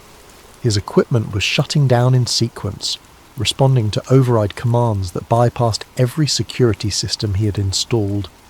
They weren't just capturing him, they were demonstrating complete dominance over his digital domain. The lead figure removed their helmet, revealing a middle-aged woman with kind eyes and a patient smile. She looked more like a librarian than a Black Ops operative. but her presence commanded the attention of everyone in the room. "Hello, Dorian," she said warmly. "My name is Dr. Ellen Drew, and I represent the contemporary stewards of the great work. You've impressed us greatly with your research, but I'm afraid you've also created a security situation that needs to be resolved." Dorian found his voice. "You mean eliminated?" Dr. Drew shook her head. "Integration, actually. Your psychological profile suggests you'd be much more valuable as a willing participant than as a cautionary tale. The choice is still yours, but I should mention that the termination option from earlier was never really on the table. We've invested too much in your development to waste that potential." As she spoke, Dorian realised that even his moment of apparent choice had been an illusion. The integration process had already begun the moment he first accessed their files. Every revelation, every discovery, every moment of apparent rebellion had been carefully orchestrated to bring him to this point. He wasn't being recruited, he was being harvested. Dr. Drew gestured to the equipment surrounding them. "All of this will be preserved, of course. Your research will continue, but with proper resources and institutional support. The Three Masons' work is too important to be left to individual initiative, no matter how talented." Dorian stared at the woman who held his future in her hands. "And if I refuse?" "Then you'll be experiencing a very realistic simulation of refusal, while your consciousness is gradually adjusted to accept integration. We've found that the illusion of choice makes the process more comfortable for everyone involved. The trap was perfect because it had no exit. Resistance would be futile because resistance was part of the design. Even this conversation, even his growing horror at the situation, was probably being factored into some psychological algorithm designed to optimize his eventual compliance." As the implication sank in, Dorian felt something break inside him. Not his spirit, but his attachment to the idea that any of this had ever been real. His investigation, his discoveries, his moment of revelation, all of it had been a carefully crafted performance designed to transform him into whatever they needed him to become. The Three Masons weren't just controlling society, they were controlling him. And the most terrifying part was that he was beginning to understand why. 6 months after Dorian Cade disappeared from his apartment in the middle of the night, fragments of his research began surfacing on obscure internet forums. Anonymous uploads appeared on file-sharing networks, containing encrypted archives that told a story of conspiracy and control spanning 3 centuries. The uploads were sporadic and seemingly random. A few documents here, some analysis there, portions of what appeared to be a larger investigation into something called the Three Masons. The files generated intense discussion in certain corners of the internet. Conspiracy theorists, digital privacy advocates, and researchers into esoteric history all found elements that resonated with their particular interests. But the fragments raised more questions than they answered. The documentation was sophisticated enough to suggest serious research, but incomplete enough to prevent any definitive conclusions. The historical elements were intriguingly plausible, but unverifiable through conventional sources. The contemporary analysis contained insights into media manipulation and social control that seemed prescient, but could easily be dismissed as paranoid speculation. Some investigators tried to trace the uploads back to their source, but the digital trails led nowhere. The files appeared and disappeared from servers around the world, uploaded by anonymous accounts that vanished as quickly as they had been created. Whoever was releasing this information had sophisticated technical capabilities and an intimate understanding of how to remain invisible in the digital landscape.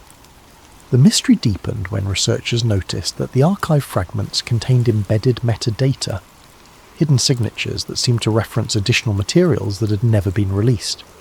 The signatures suggested that what they were seeing was only a small portion of a much larger collection of evidence. But where was the rest of the archive? And who was controlling its release? Theories proliferated across discussion forums and social media platforms. Some believed that Dorian Cade had been silenced by the very forces he was investigating, and that the leaked materials were being released by automated systems he had established as insurance. Others suggested that the entire thing was an elaborate alternate reality game, designed to blur the lines between fiction and reality. A few researchers claimed to have identified patterns in the release schedule that aligned with significant political events or cultural developments. The fragments seemed to appear at moments when they would have maximum relevance to current affairs, as if someone was curating their release to maximize impact. But perhaps the most unsettling theory was that the leaks were intentional, not the work of a whistleblower or an automated system, but a deliberate information campaign designed to achieve some larger purpose. If the three Masons really existed, and if they really controlled information systems as thoroughly as the document suggested, then wouldn't they also control the narrative of their own exposure? Late-night researchers who delved too deeply into the Cade archive reported strange experiences, computer glitches that seemed too targeted to be random, internet searches that returned results that disappeared when accessed again, social media algorithms that seemed to actively suppress discussion of certain topics.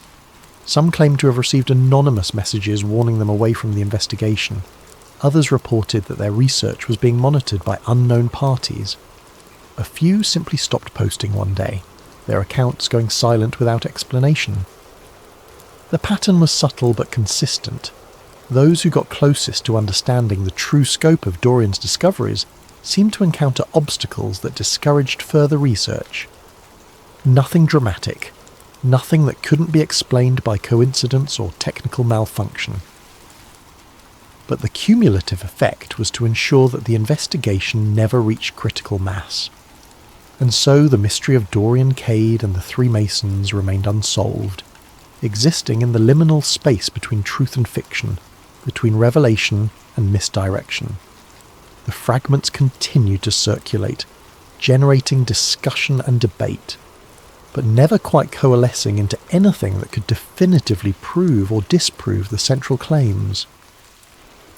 The most dedicated researchers began to notice something peculiar about their own investigations. The deeper they dug, the more they found themselves questioning not just the truth of Dorian's discoveries, but the nature of truth itself.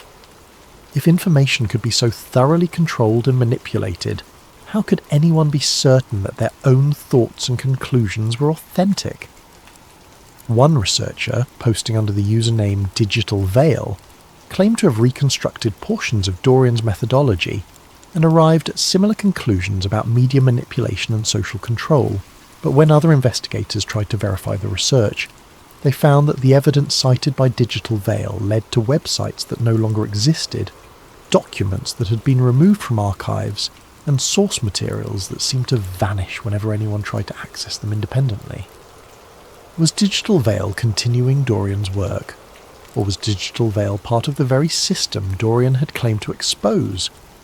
The question became even more complex when Digital Veil began posting increasingly sophisticated analysis that seemed to predict social and political developments with uncanny accuracy. The posts described how specific news events would unfold, how public opinion would shift in response to carefully crafted messaging campaigns, and how seemingly unrelated cultural phenomena were actually coordinated elements of larger influence operations. And the predictions kept coming true. But rather than proving the existence of the Three Masons conspiracy, Digital Veil's accurate predictions only deepened the mystery. Were they based on genuine insider knowledge of how the system operated, or were they simply the result of careful observation of existing patterns? Was Digital Veil exposing the conspiracy or participating in it? The final post from Digital Veil came exactly 1 year after Dorian Cade's disappearance. It consisted of a single image, the three interlocked triangles that had started Dorian's investigation, accompanied by a brief message. The research continues. The watchers become the watched. The hunters become the hunted. Truth is not a destination but a journey, and some journeys are designed to change the traveller more than the destination. Dorian understood this in the end. He chose integration not because he was forced to, but because he realised that the only way to truly oppose the system was to understand it from within. The Three Masons were never the enemy. They were teachers, waiting for students ready to learn the hardest lesson of all. Power is not something you take. Power is something you become. The archive is complete, the circle is closed, the great work continues. DK. The message sparked intense debate across conspiracy forums and research communities. Was this really from Dorian Cade, suggesting that he had willingly joined the organisation he'd been investigating? Was it a fake message designed to discredit his research? Or was it something more subtle, a coded communication from someone operating deep within the system Dorian had tried to expose? No one could agree on the interpretation, and perhaps that was the point. The message was designed to be ambiguous, to raise questions rather than answer them, to ensure that the investigation would continue but never reach a definitive conclusion. In the months that followed, the Dorian Cade archive gradually faded from active discussion. New conspiracy theories emerged to capture the attention of digital investigators. New mysteries arose to challenge those who sought hidden truths. The three Masons, if they existed, returned to the shadows where they had always operated most effectively. But for those who had followed the investigation closely, something had changed. They found themselves looking at the world differently, noticing patterns they had never seen before, questioning assumptions they had never thought to examine. They began to see the invisible architecture of influence that shaped their daily lives, even if they couldn't prove its existence to others. Some researchers reported that they had begun to incorporate elements of the doctrine of quiet influence into their own work, not to manipulate others, but to better understand how they themselves were being manipulated. They studied the psychological techniques described in Dorian's files, the linguistic frameworks, the symbolic systems, the methodologies for shaping human consciousness. A few claim to have achieved a kind of immunity to mass manipulation through this understanding. They described a state of hyper-awareness where they could observe the influence systems operating around them without being affected by them. They called it seeing through the veil. But others wondered if this supposed immunity was itself an illusion, if the system was sophisticated enough to make people believe they had escaped its influence, while actually drawing them deeper into its web. After all, what better way to control someone than to convince them they couldn't be controlled? The question that haunted all serious researchers into the Dorian Cade mystery was whether the investigation had revealed the truth about hidden systems of control, or whether it had been a demonstration of those systems in action. Had they uncovered a conspiracy, or had they been recruited into one? Perhaps the most unsettling possibility was that there was no meaningful difference between the two options. The final entry in what researchers believed to be Dorian's original archive was a single text file, uploaded anonymously to a dozen different platforms simultaneously. It contained no metadata, no digital signatures, no clues about its origin. The message was brief but haunting. If you are reading this, you have already been chosen. The investigation never ends. It only changes investigators. Welcome to the great work. Your orientation will begin shortly. Below the message was a simple instruction. Look around you. Really look. The signs are everywhere, once you know how to see them. And indeed, those who followed the instruction began to notice things. Symbols in corporate logos that matched patterns from the historical documents. Linguistic structures in news broadcasts that aligned with psychological manipulation frameworks. Social media algorithms that seemed to nudge users towards specific conclusions without their awareness. The three Masons weren't hiding in the shadows. They were hiding in plain sight, their influence so thoroughly woven into the fabric of modern society that it had become invisible through ubiquity. They didn't need to silence investigators because they had created a world where the truth was indistinguishable from elaborate fiction. And perhaps that was the most elegant control system of all. A reality so thoroughly constructed that even those who glimpsed behind the veil couldn't be certain whether they had discovered the truth or been recruited to perpetuate a more sophisticated illusion. The three Masons, whether real or imagined, ancient or contemporary, had achieved something unprecedented in human history. They had made the question of their existence irrelevant. In a world where information could be infinitely manipulated and human consciousness systematically shaped, the distinction between reality and carefully crafted narrative had ceased to matter. What mattered was the system itself, the vast, invisible architecture of influence that operated according to principles established centuries ago by three men whose names had been deliberately erased from history. They had created not just a secret society, but a new form of reality, one where truth was not discovered but constructed, where power was not seized but evolved, and where the ultimate conspiracy was the idea that conspiracies were necessary at all. In the end, Dorian Cade's investigation had revealed something far more profound than evidence of historical manipulation or contemporary control systems. It had revealed the fundamental malleability of human consciousness and the terrifying possibility that reality itself was subject to editing by those who understood the deeper mechanics of perception and belief. The three were not just in the past, they were here now, watching, guiding, shaping the very thoughts that their observers used to contemplate their existence. They had transcended the crude mechanics of conspiracy to achieve something approaching digital godhood, the power to define reality itself. And the most beautiful part of their design was that it didn't matter whether anyone believed in them or not. The system they had created was self-sustaining, self-correcting, and ultimately inescapable. The investigation was over, the great work continued, and somewhere in the space between digital shadows and physical reality, Dorian Cade smiled and began planning his next recruitment.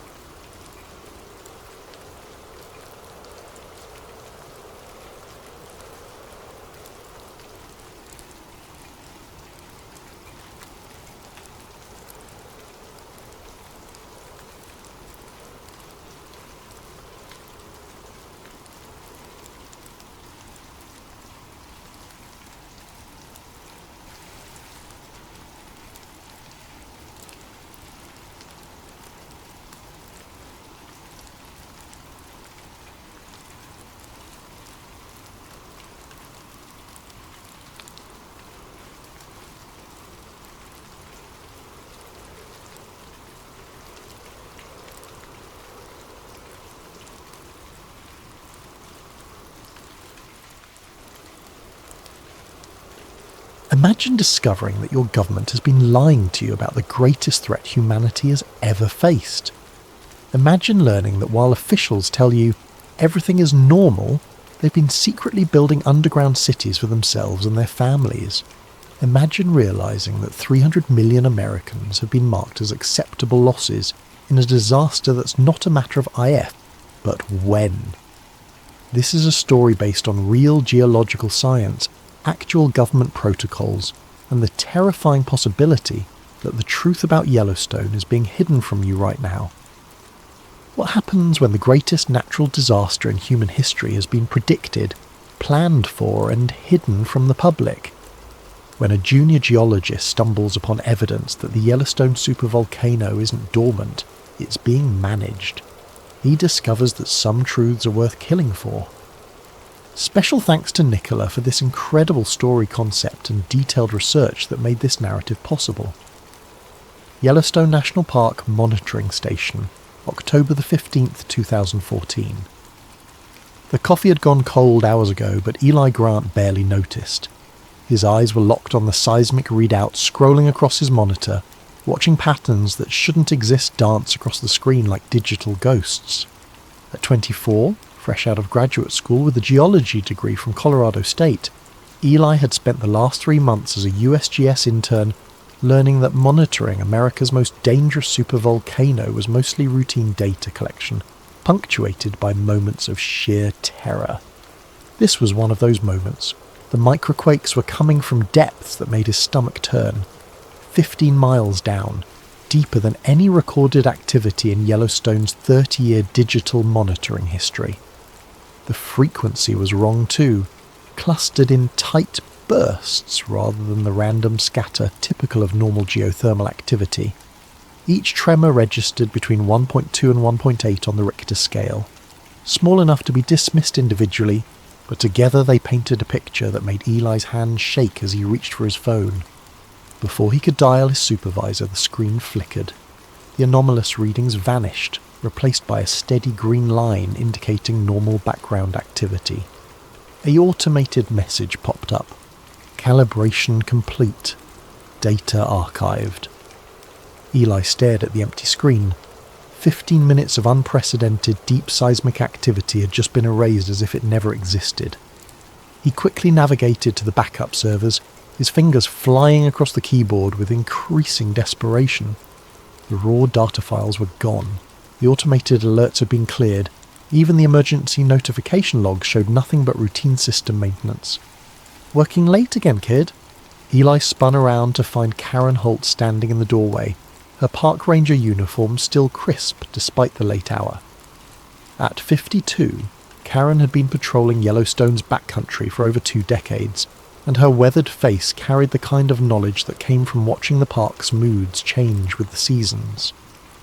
"Karen, did you feel anything about an hour ago? Any tremors?" She studied his face carefully before stepping into the room and closing the door behind her. "You saw something on the monitors?" "Deep quakes, deeper than anything in the database, but they're gone now, scrubbed clean like they never happened." Karen was quiet for a long moment, her eyes fixed on the sanitized readouts. When she finally spoke, her voice carried a weight Eli had never heard before.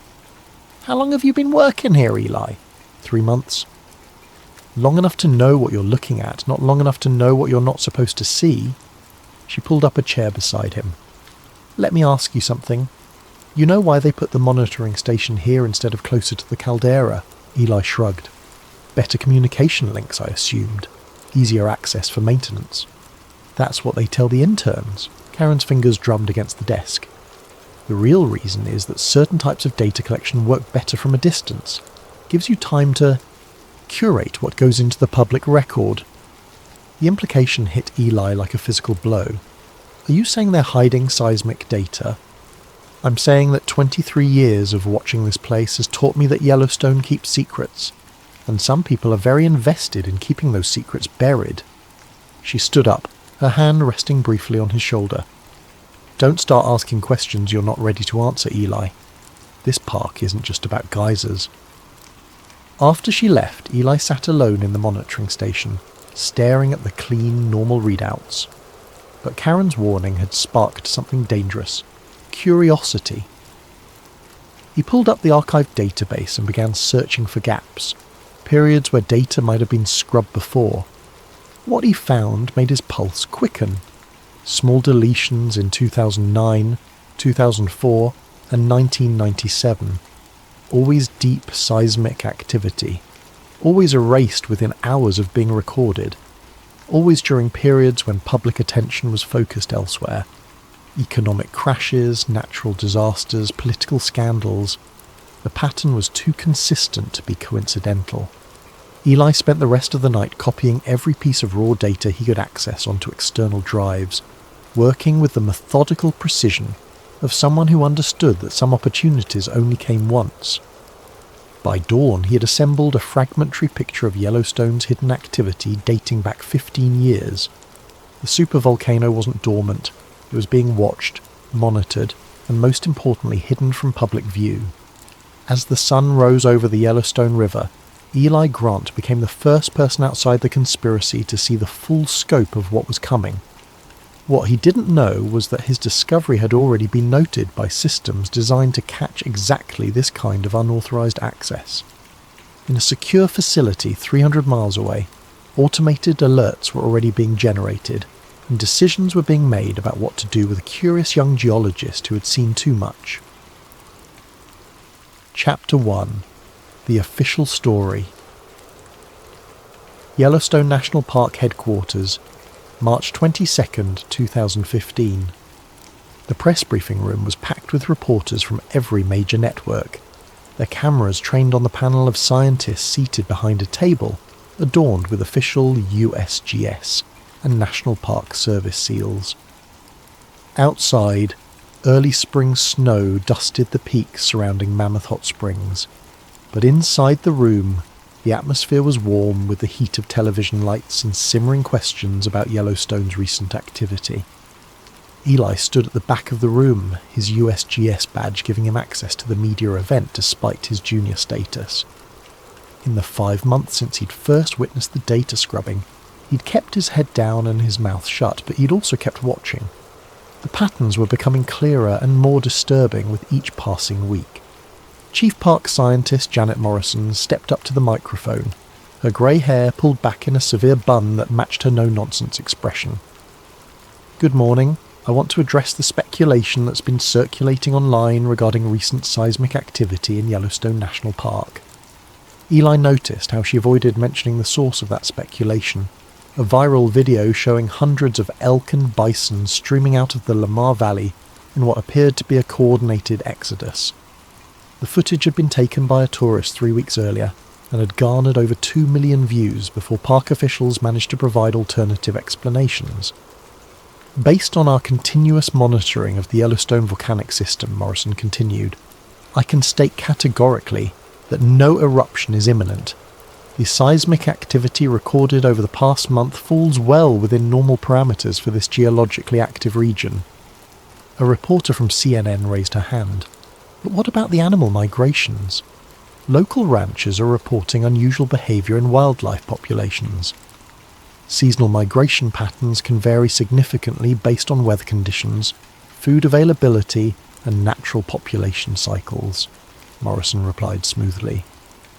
"What some observers have interpreted as unusual behaviour is actually quite normal for this time of year." Eli bit back the urge to laugh. He'd seen the internal memos describing the animal movements as unprecedented and potentially indicative of subsurface environmental changes. The scientists on this panel knew exactly what was causing the animals to flee, but they were standing in front of cameras and lying about it with practiced ease. The questions continued for another 20 minutes, each one deflected with rehearsed responses that provided just enough technical detail to sound authoritative while revealing absolutely nothing of substance. As the briefing ended and reporters filed out, Eli lingered near the back of the room, watching the scientists pack up their materials. Impressive performance. Eli turned to find a man in his 40s wearing a FEMA windbreaker, his identification badge hanging from a lanyard around his neck. Deputy Director Marcus Webb, according to the credential. "I'm sorry?" "The briefing. Very professional. Of course, the real challenge isn't managing the press, it's managing the logistics." Webb's smile was friendly, but his eyes remained cold. "You're Eli Grant, aren't you?" "The intern who's been asking interesting questions." Eli's mouth went dry. "I don't know what you mean." "Database queries at odd hours, unusual download activity, IT security flags that kind of behaviour automatically." Webb stepped closer, lowering his voice. "Don't worry. Curiosity is natural in your line of work, but there are some areas where curiosity can become problematic." "Are you threatening me?" "I'm offering advice. FEMA has been conducting training exercises in this region for several months now. Interagency coordination, emergency response protocols, that sort of thing. You might have noticed our vehicles around the park." Eli had noticed. Black SUVs and unmarked trucks had been appearing at various locations throughout Yellowstone, always accompanied by personnel who claimed to be conducting routine training exercises. The timing seemed suspicious.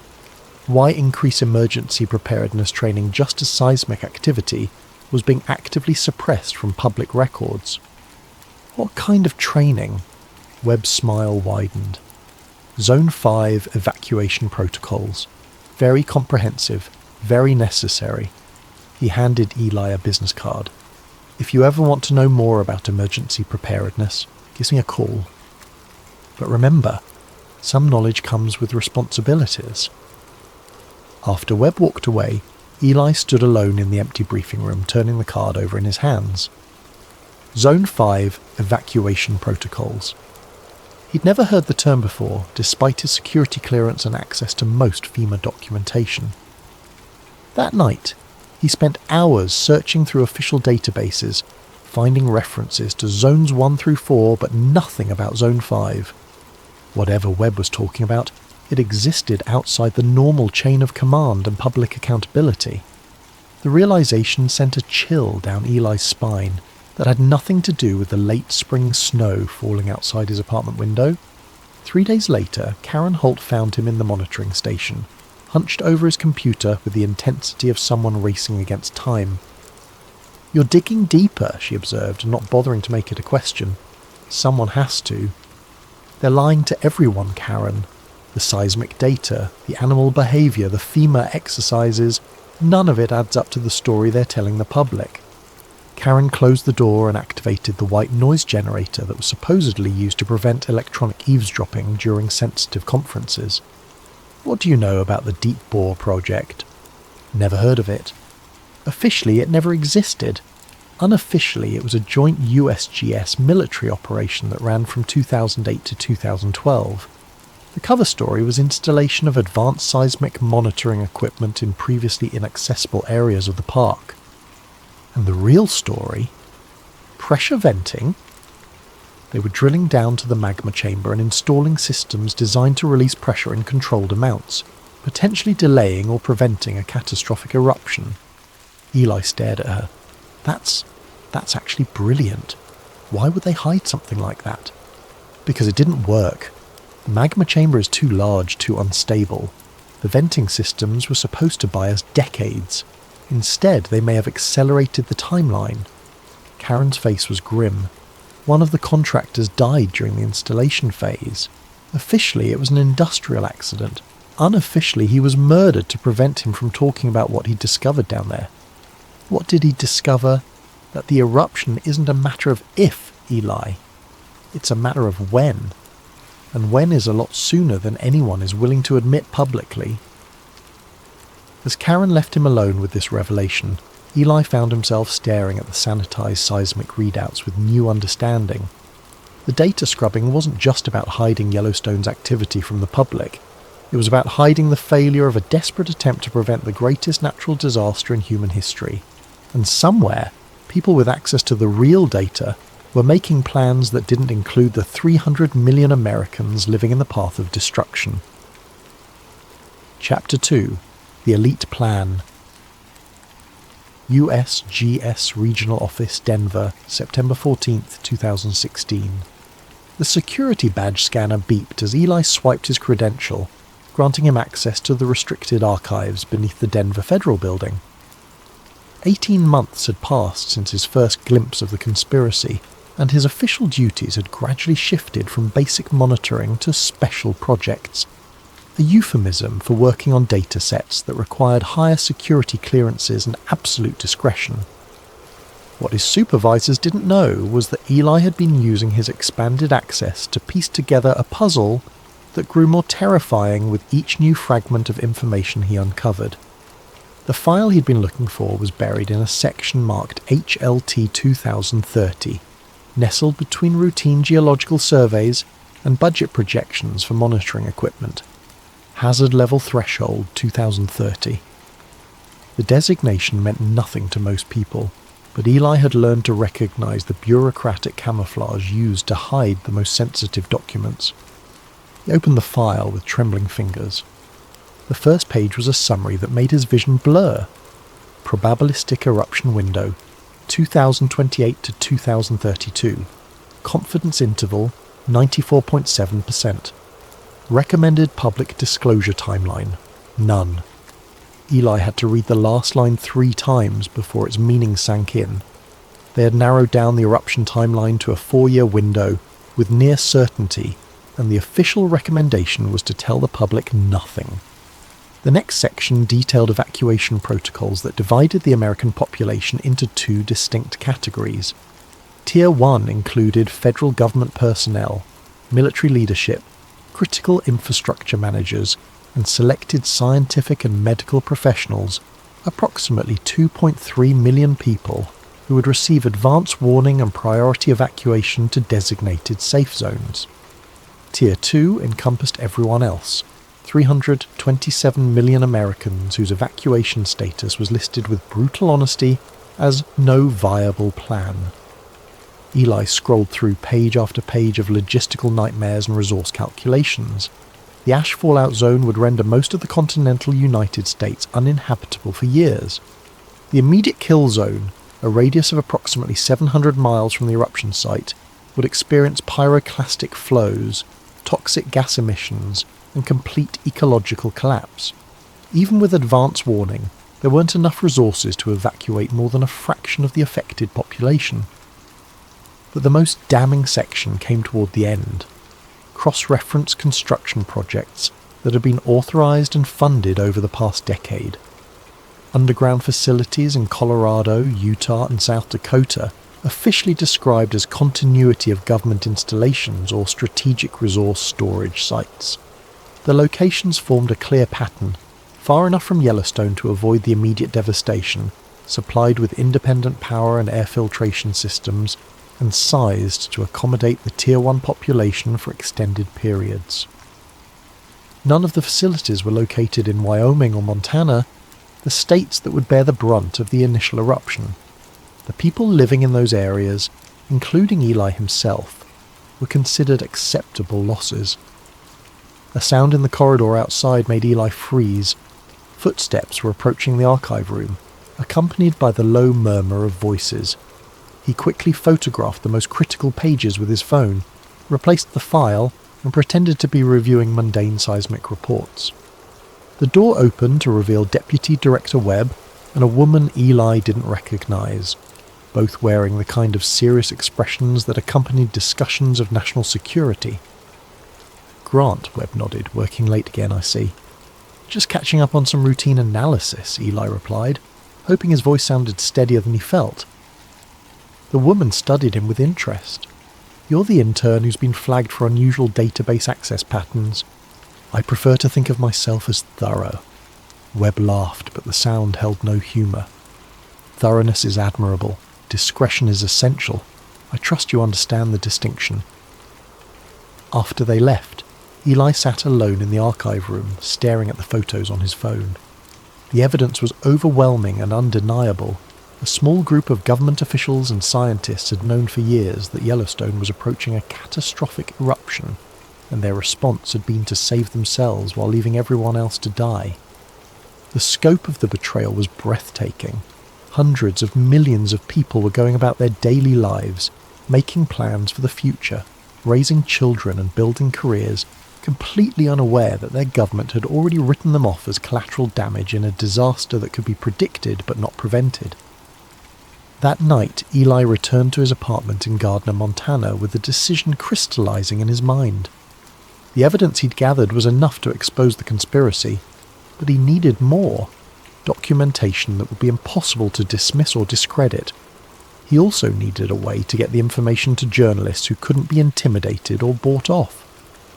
What he didn't know was that his activities in the archive had been monitored in real time, and that his phone's camera had triggered security algorithms designed to detect unauthorized photography of classified documents. By the time he fell asleep that night, plans were already being made to ensure that Eli Grant's investigation would end before it could threaten the carefully constructed wall of silence surrounding Yellowstone's deadly secret.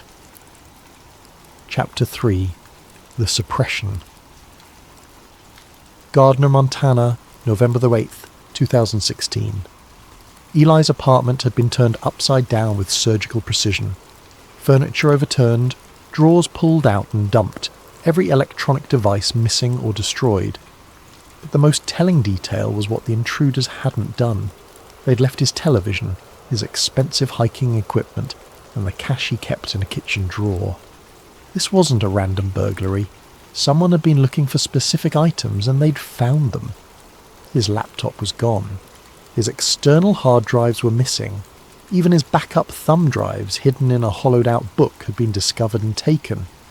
Months of carefully gathered evidence had vanished in a single night, leaving behind only the photos on his phone. Photos he'd been smart enough to upload to a secure cloud storage account before going to bed. Eli stood in his wrecked living room, surveying the damage with a mixture of fear and determination. They'd sent a message: stop digging, or face consequences. But they'd also confirmed that his investigation was getting close to something they desperately wanted to keep hidden. His phone buzzed with a text from Karen: "Meet me at Mammoth Terraces, North Side, come alone." 30 minutes later, Eli found Karen standing on the limestone terraces that gave Mammoth Hot Springs its name, her park ranger uniform stark against the white mineral deposits. Steam rose from the thermal features around them, creating an otherworldly landscape that felt appropriate for the conversation they were about to have. "They hit your place," she said without preamble. How did you know?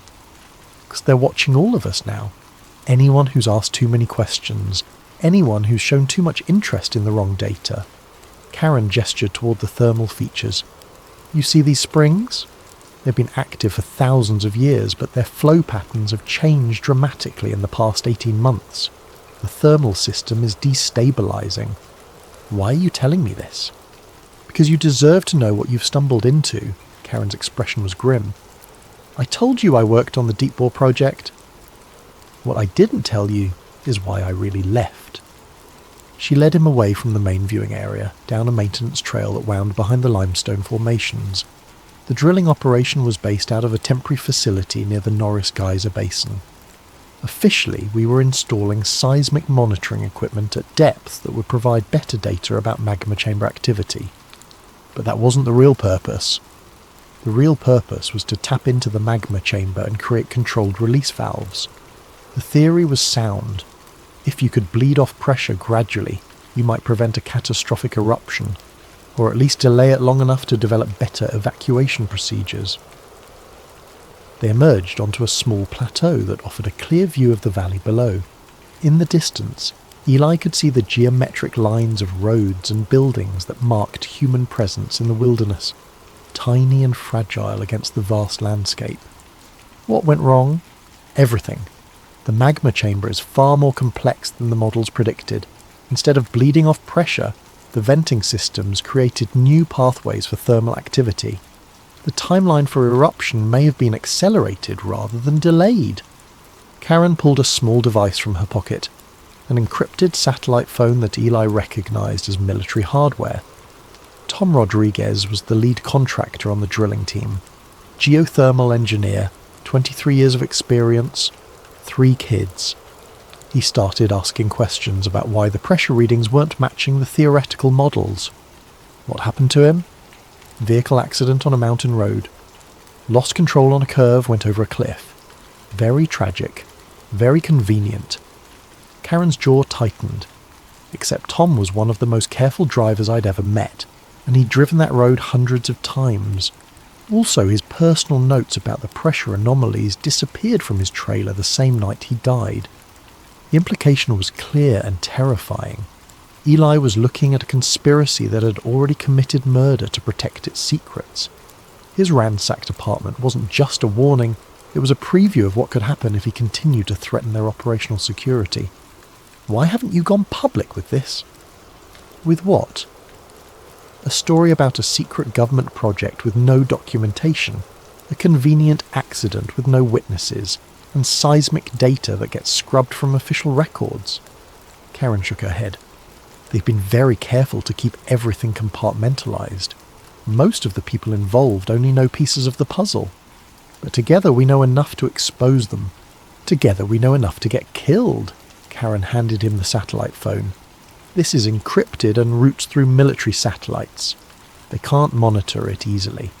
If something happens to me, use it to contact investigative journalists. The access codes are programmed in. As they walked back toward the main trail, Eli felt the weight of responsibility settling on his shoulders. He was now part of a resistance movement he'd never asked to join, fighting against a conspiracy that had resources and ruthlessness he could barely comprehend. That night, he uploaded everything he'd learned to multiple secure cloud accounts, created encrypted copies of all his evidence, and began drafting detailed summaries that could be understood by journalists without scientific backgrounds. If something happened to him, the truth would still survive. What he didn't know was that Karen Holt had already been marked for elimination, and that his own name had moved to the top of a very short list of people who knew too much to be allowed to live. The conspiracy had spent years perfecting the art of making problematic people disappear without raising suspicions. Eli Grant was about to discover just how efficient they'd become. Chapter 4.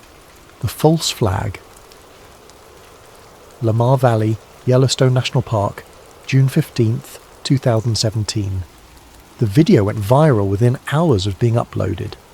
Shot on a tourist's smartphone from the Lamar Valley overlook, it showed something that no park official could easily explain away. Nearly 1,000 bison streaming eastward in a coordinated exodus, that looked more like a military retreat than seasonal migration. Eli watched the footage for the 12th time, pausing on frames that showed the animals' behaviour. Their ears were pinned back, their movements urgent and purposeful. These weren't animals wandering to new grazing areas. They were fleeing something that had triggered every survival instinct evolution had given them. The official response came within 6 hours. Park spokeswoman Janet Morrison appeared on CNN to explain that large herbivore migrations were completely normal, and that social media was creating panic over natural phenomena that occur regularly in Yellowstone.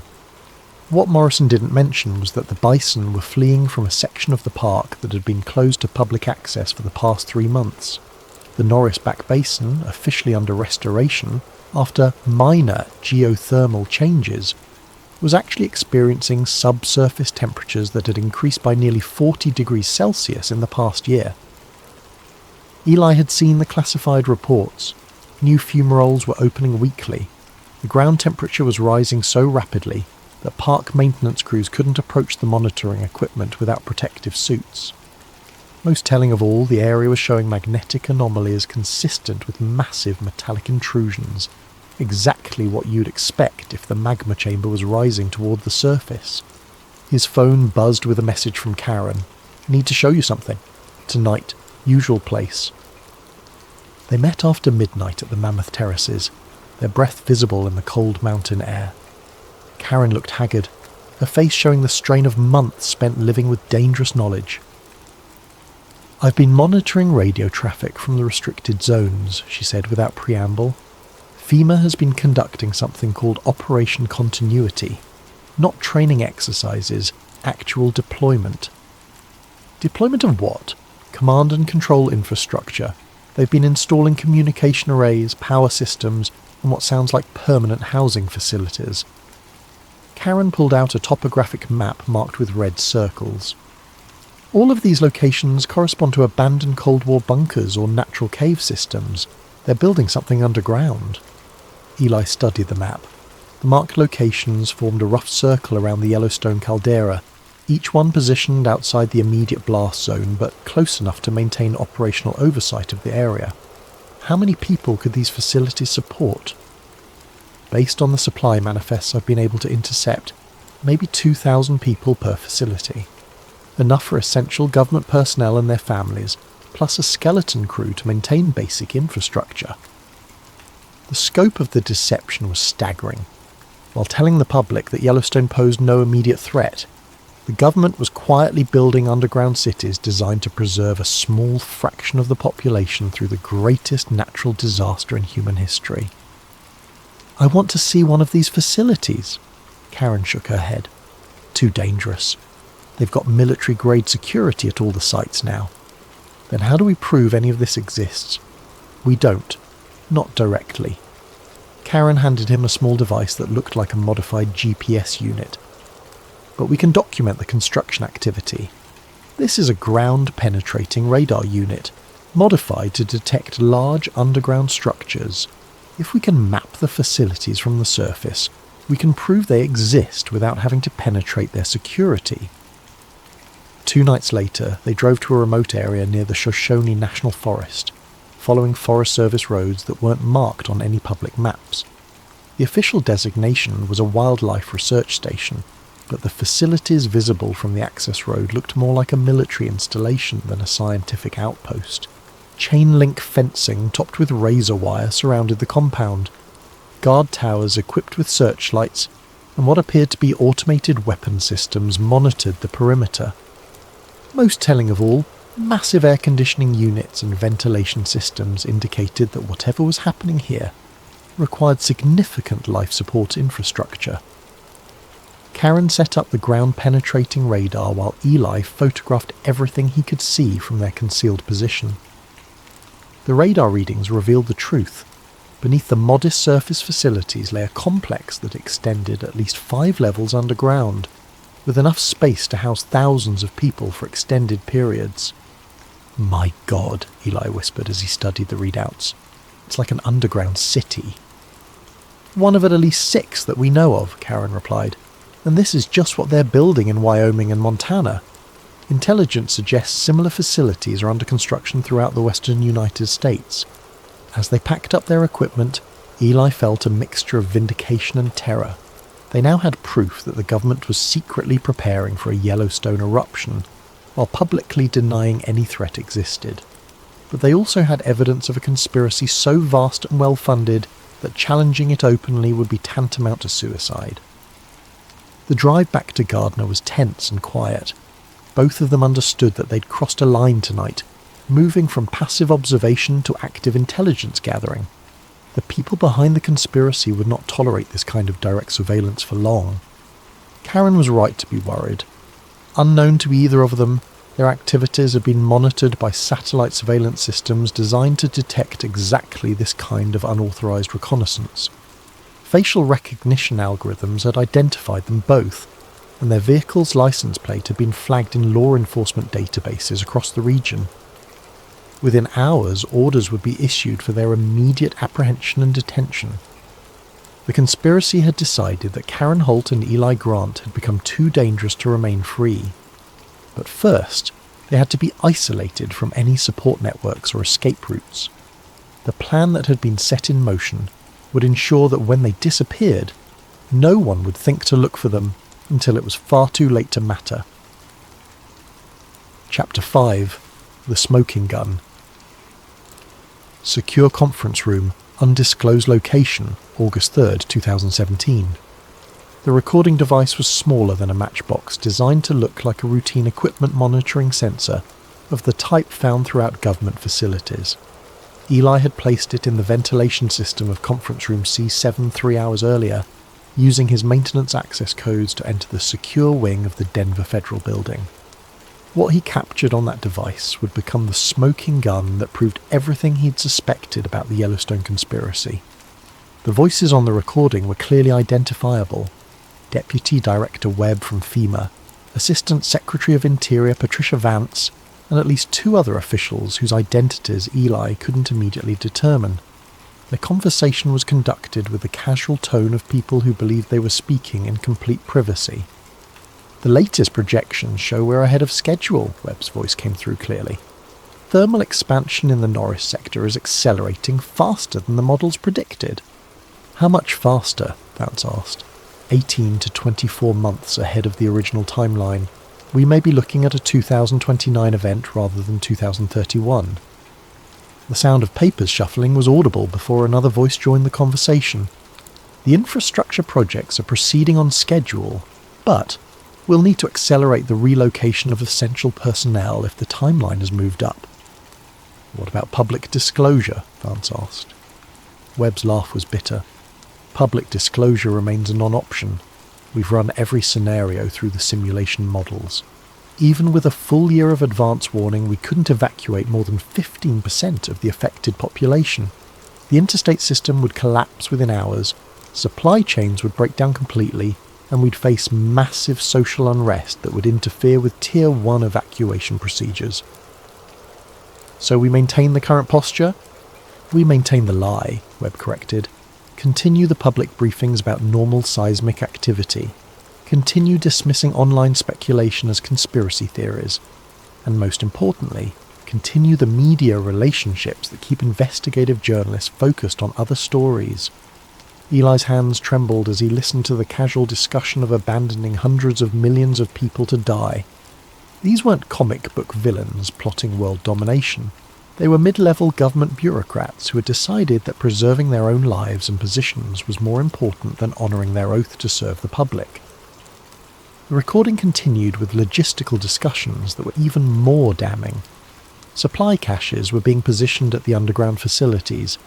Communication networks that would remain operational during and after the eruption were being tested. Even arrangements for maintaining genetic diversity in the post-eruption population were being planned with clinical efficiency.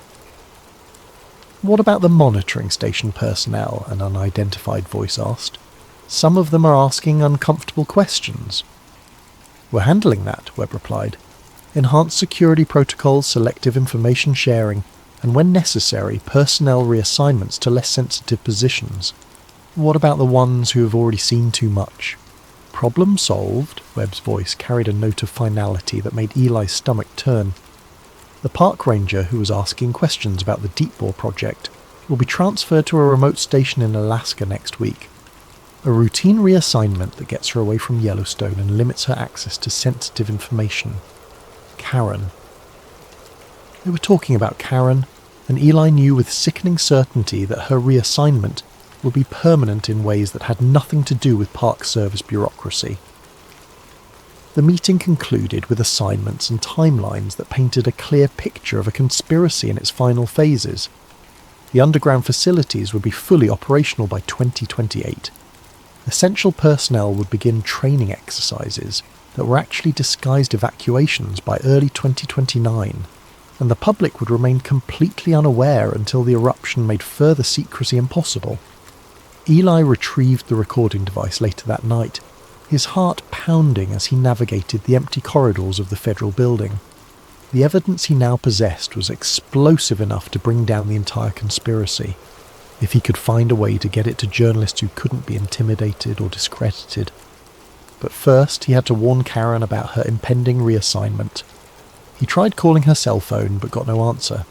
Her ranger station reported that she was off duty and couldn't be reached for routine inquiries. Growing increasingly worried, Eli drove to her apartment in Mammoth Hot Springs, only to find it dark and apparently empty. Karen's supervisor, when Eli finally tracked him down, was apologetic but unhelpful. Officer Holt has been temporarily assigned to a special project in Alaska. She left this morning on a charter flight. Very sudden, but you know how it is with Park Service priorities. Eli knew exactly how it was. Karen Holt had become a liability, and liabilities were being eliminated with bureaucratic efficiency. Her disappearance was a warning and a preview of his own fate if he continued to threaten the conspiracy's operational security. That night, he uploaded the recording to multiple secure servers and began reaching out to investigative journalists whose work suggested they couldn't be easily intimidated. The evidence was now beyond their ability to suppress completely, but Eli understood that possessing it had made him the most dangerous man in America. He was no longer just a witness to the conspiracy. He was the only person outside their organization who could prove it existed, and that made him a target that couldn't be allowed to remain free. Chapter 6. The Countdown. Gardner, Montana, November 12, 2017. The email from ProPublica journalist Michael Chen arrived at 3:47 a.m, marked with encryption protocols that indicated he'd taken Eli's warnings about government surveillance seriously. The message was brief, but electrifying. Audio verified by 3 independent sources. Document analysis confirms authenticity. Ready to publish. Needs secure meeting to discuss protection protocols. Eli had been living as a fugitive in his own life for 3 months, changing locations nightly and communicating only through encrypted channels. The strain was showing. He'd lost 20 pounds, developed chronic insomnia, and started checking his rearview mirror obsessively whenever he drove. But Chen's message confirmed that the months of careful evidence gathering had finally produced results that couldn't be dismissed or discredited. What Eli didn't know was that his encrypted communications had been compromised for weeks, and that every message he'd sent to journalists was being monitored by the same people he was trying to expose. The conspiracy's response was swift and multi-pronged. Within hours of Chen's message, every major news network received exclusive briefings from USGS officials debunking dangerous misinformation about Yellowstone. The briefings included carefully edited seismic data, testimonials from concerned scientists about the psychological damage caused by eruption rumours, and veiled threats about the national security implications of spreading geological panic. Chen's editor killed the story before it could be published. The official reason was insufficient corroboration from government sources. The real reason became clear when Chen contacted Eli through secure channels. ProPublica's major donors had received calls from federal officials suggesting that publishing unverified geological speculation could affect the organization's non-profit status. but the conspiracy had underestimated the modern information landscape. Eli's evidence had been distributed to dozens of journalists, bloggers, and citizen researchers, while mainstream media outlets could be pressured into silence. The decentralized nature of online publishing made complete suppression impossible. On November the 15th, the story broke simultaneously across 17 different platforms. Independent journalists published the recordings.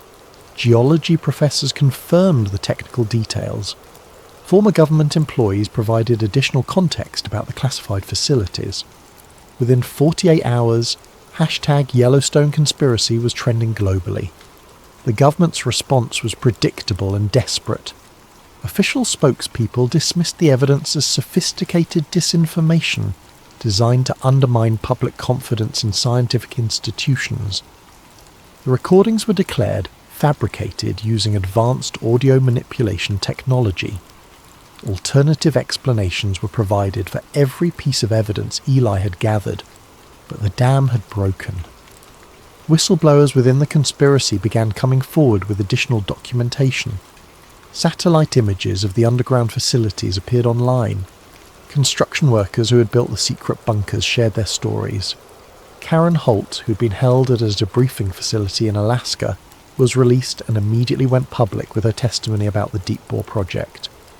The revelation that the government had been planning to abandon 300 million Americans to die while saving only a privileged few sparked the largest protests in American history. Demonstrations erupted in every major city. Congressional hearings were demanded. International allies expressed outrage at being kept in the dark about a disaster that would affect global climate and agriculture. Most importantly, real evacuation planning finally began. With the truth exposed, it became impossible to maintain the fiction that Yellowstone posed no threat. Scientists worked around the clock to develop actual emergency response procedures. International cooperation emerged as other countries offered to assist with evacuation and resettlement efforts. Chapter 7. The Final Message. Yellowstone National Park, January 20th, 2029. Eli stood on the Lamar Valley overlook, watching steam rise from thermal features that had doubled in intensity over the past 18 months. The park was nearly empty now. Evacuations had begun 6 months earlier when seismic activity had become impossible to hide. The animals had fled long ago, following instincts older than human civilization. His phone buzzed with an encrypted message from the Global Yellowstone Monitoring Consortium, an international scientific collaboration that had formed after the conspiracy's exposure. Seismic precursors accelerating. Event window now estimated at 72 to 96 hours. Final evacuation protocols activated. The irony wasn't lost on him. The same evidence that the conspiracy had tried to suppress for decades was now being used to save millions of lives. The underground facilities that had been built for a privileged few were being converted into evacuation centres for ordinary families. The communication networks designed to preserve government continuity were now coordinating the largest humanitarian operation in human history. Not everyone could be saved. The logistics were still overwhelming, but transparency had enabled genuine preparation instead of elite preservation. International agreements had been signed to relocate climate refugees. Agricultural systems had been modified to function with altered growing conditions. Supply chains had been restructured to survive massive disruption. Eli's satellite phone rang. Karen's voice came through clearly from her position at the Evacuation Coordination Center in Denver. "Final transport leaves Gardner in 30 minutes, she reported. "You need to be on it." "I'll be there," Eli replied, but he remained standing on the overlook for several more minutes. Below him, Yellowstone spread out in its terrible beauty, a landscape that had remained largely unchanged for thousands of years, about to be transformed by forces that made human concerns seem trivial. His phone's camera was still recording as he delivered his final message. "This is Eli Grant, reporting from Yellowstone National Park on January 20th, 2029. In approximately 3 days, this place will become ground zero for the largest volcanic eruption in human history. But unlike the conspiracy originally planned, this won't be a secret apocalypse that kills hundreds of millions while saving a few thousand elites. Because the truth came out, we've had time to prepare. Not perfectly, not completely, but honestly. The people fleeing this region know what's coming and why. The international community is ready to help. The aftermath will be terrible, but it won't be hidden, and it won't be used to justify abandoning the principles of democratic society. If you're watching this from the future, remember that transparency saved lives. Remember that ordinary people, when given truth instead of lies, are capable of extraordinary cooperation. And remember that the greatest disasters are always made worse by the people who try to profit from them instead of preventing them. As he walked back to his truck for the final drive to the evacuation point, Eli felt something he hadn't experienced in years. Hope. Not for avoiding the catastrophe, that was beyond human power to prevent, but hope that when the crisis came, humanity would face it together rather than divided by the lies of those who value their own survival above everyone else's. Epilogue: The Quiet After the Storm. New Geneva, International Reconstruction Zone, January 20th, 2034. 5 years after the Yellowstone eruption, Eli Grant stood before the International Truth and Reconciliation Commission, delivering testimony that would help ensure such a conspiracy could never again threaten global security. The hearing was being broadcast live to millions of survivors in refugee communities across 6 continents. The eruption had been as devastating as predicted. Ash fallout had disrupted global agriculture for 3 years. Climate patterns had shifted dramatically, and large areas of North America remained uninhabitable. But because the truth had emerged in time, the disaster had brought out humanity's cooperative instincts rather than its destructive ones. The Yellowstone conspiracy taught us that the greatest threats to human survival aren't natural disasters. Eli concluded his testimony. They're the institutions that respond to those disasters by protecting themselves at the expense of everyone else. Transparency isn't just an ideal, it's a survival strategy. In the audience, Karen Holt nodded her approval.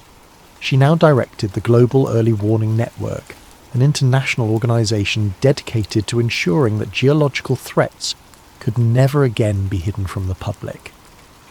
Around the world, the underground facilities originally built for elite preservation had been converted into research stations, museums and memorials dedicated to democratic accountability. The Yellowstone conspiracy had been exposed just in time to save millions of lives, but more importantly, it had revealed the difference between a society that prepares for disaster together and one that allows the powerful to abandon everyone else when crisis strikes.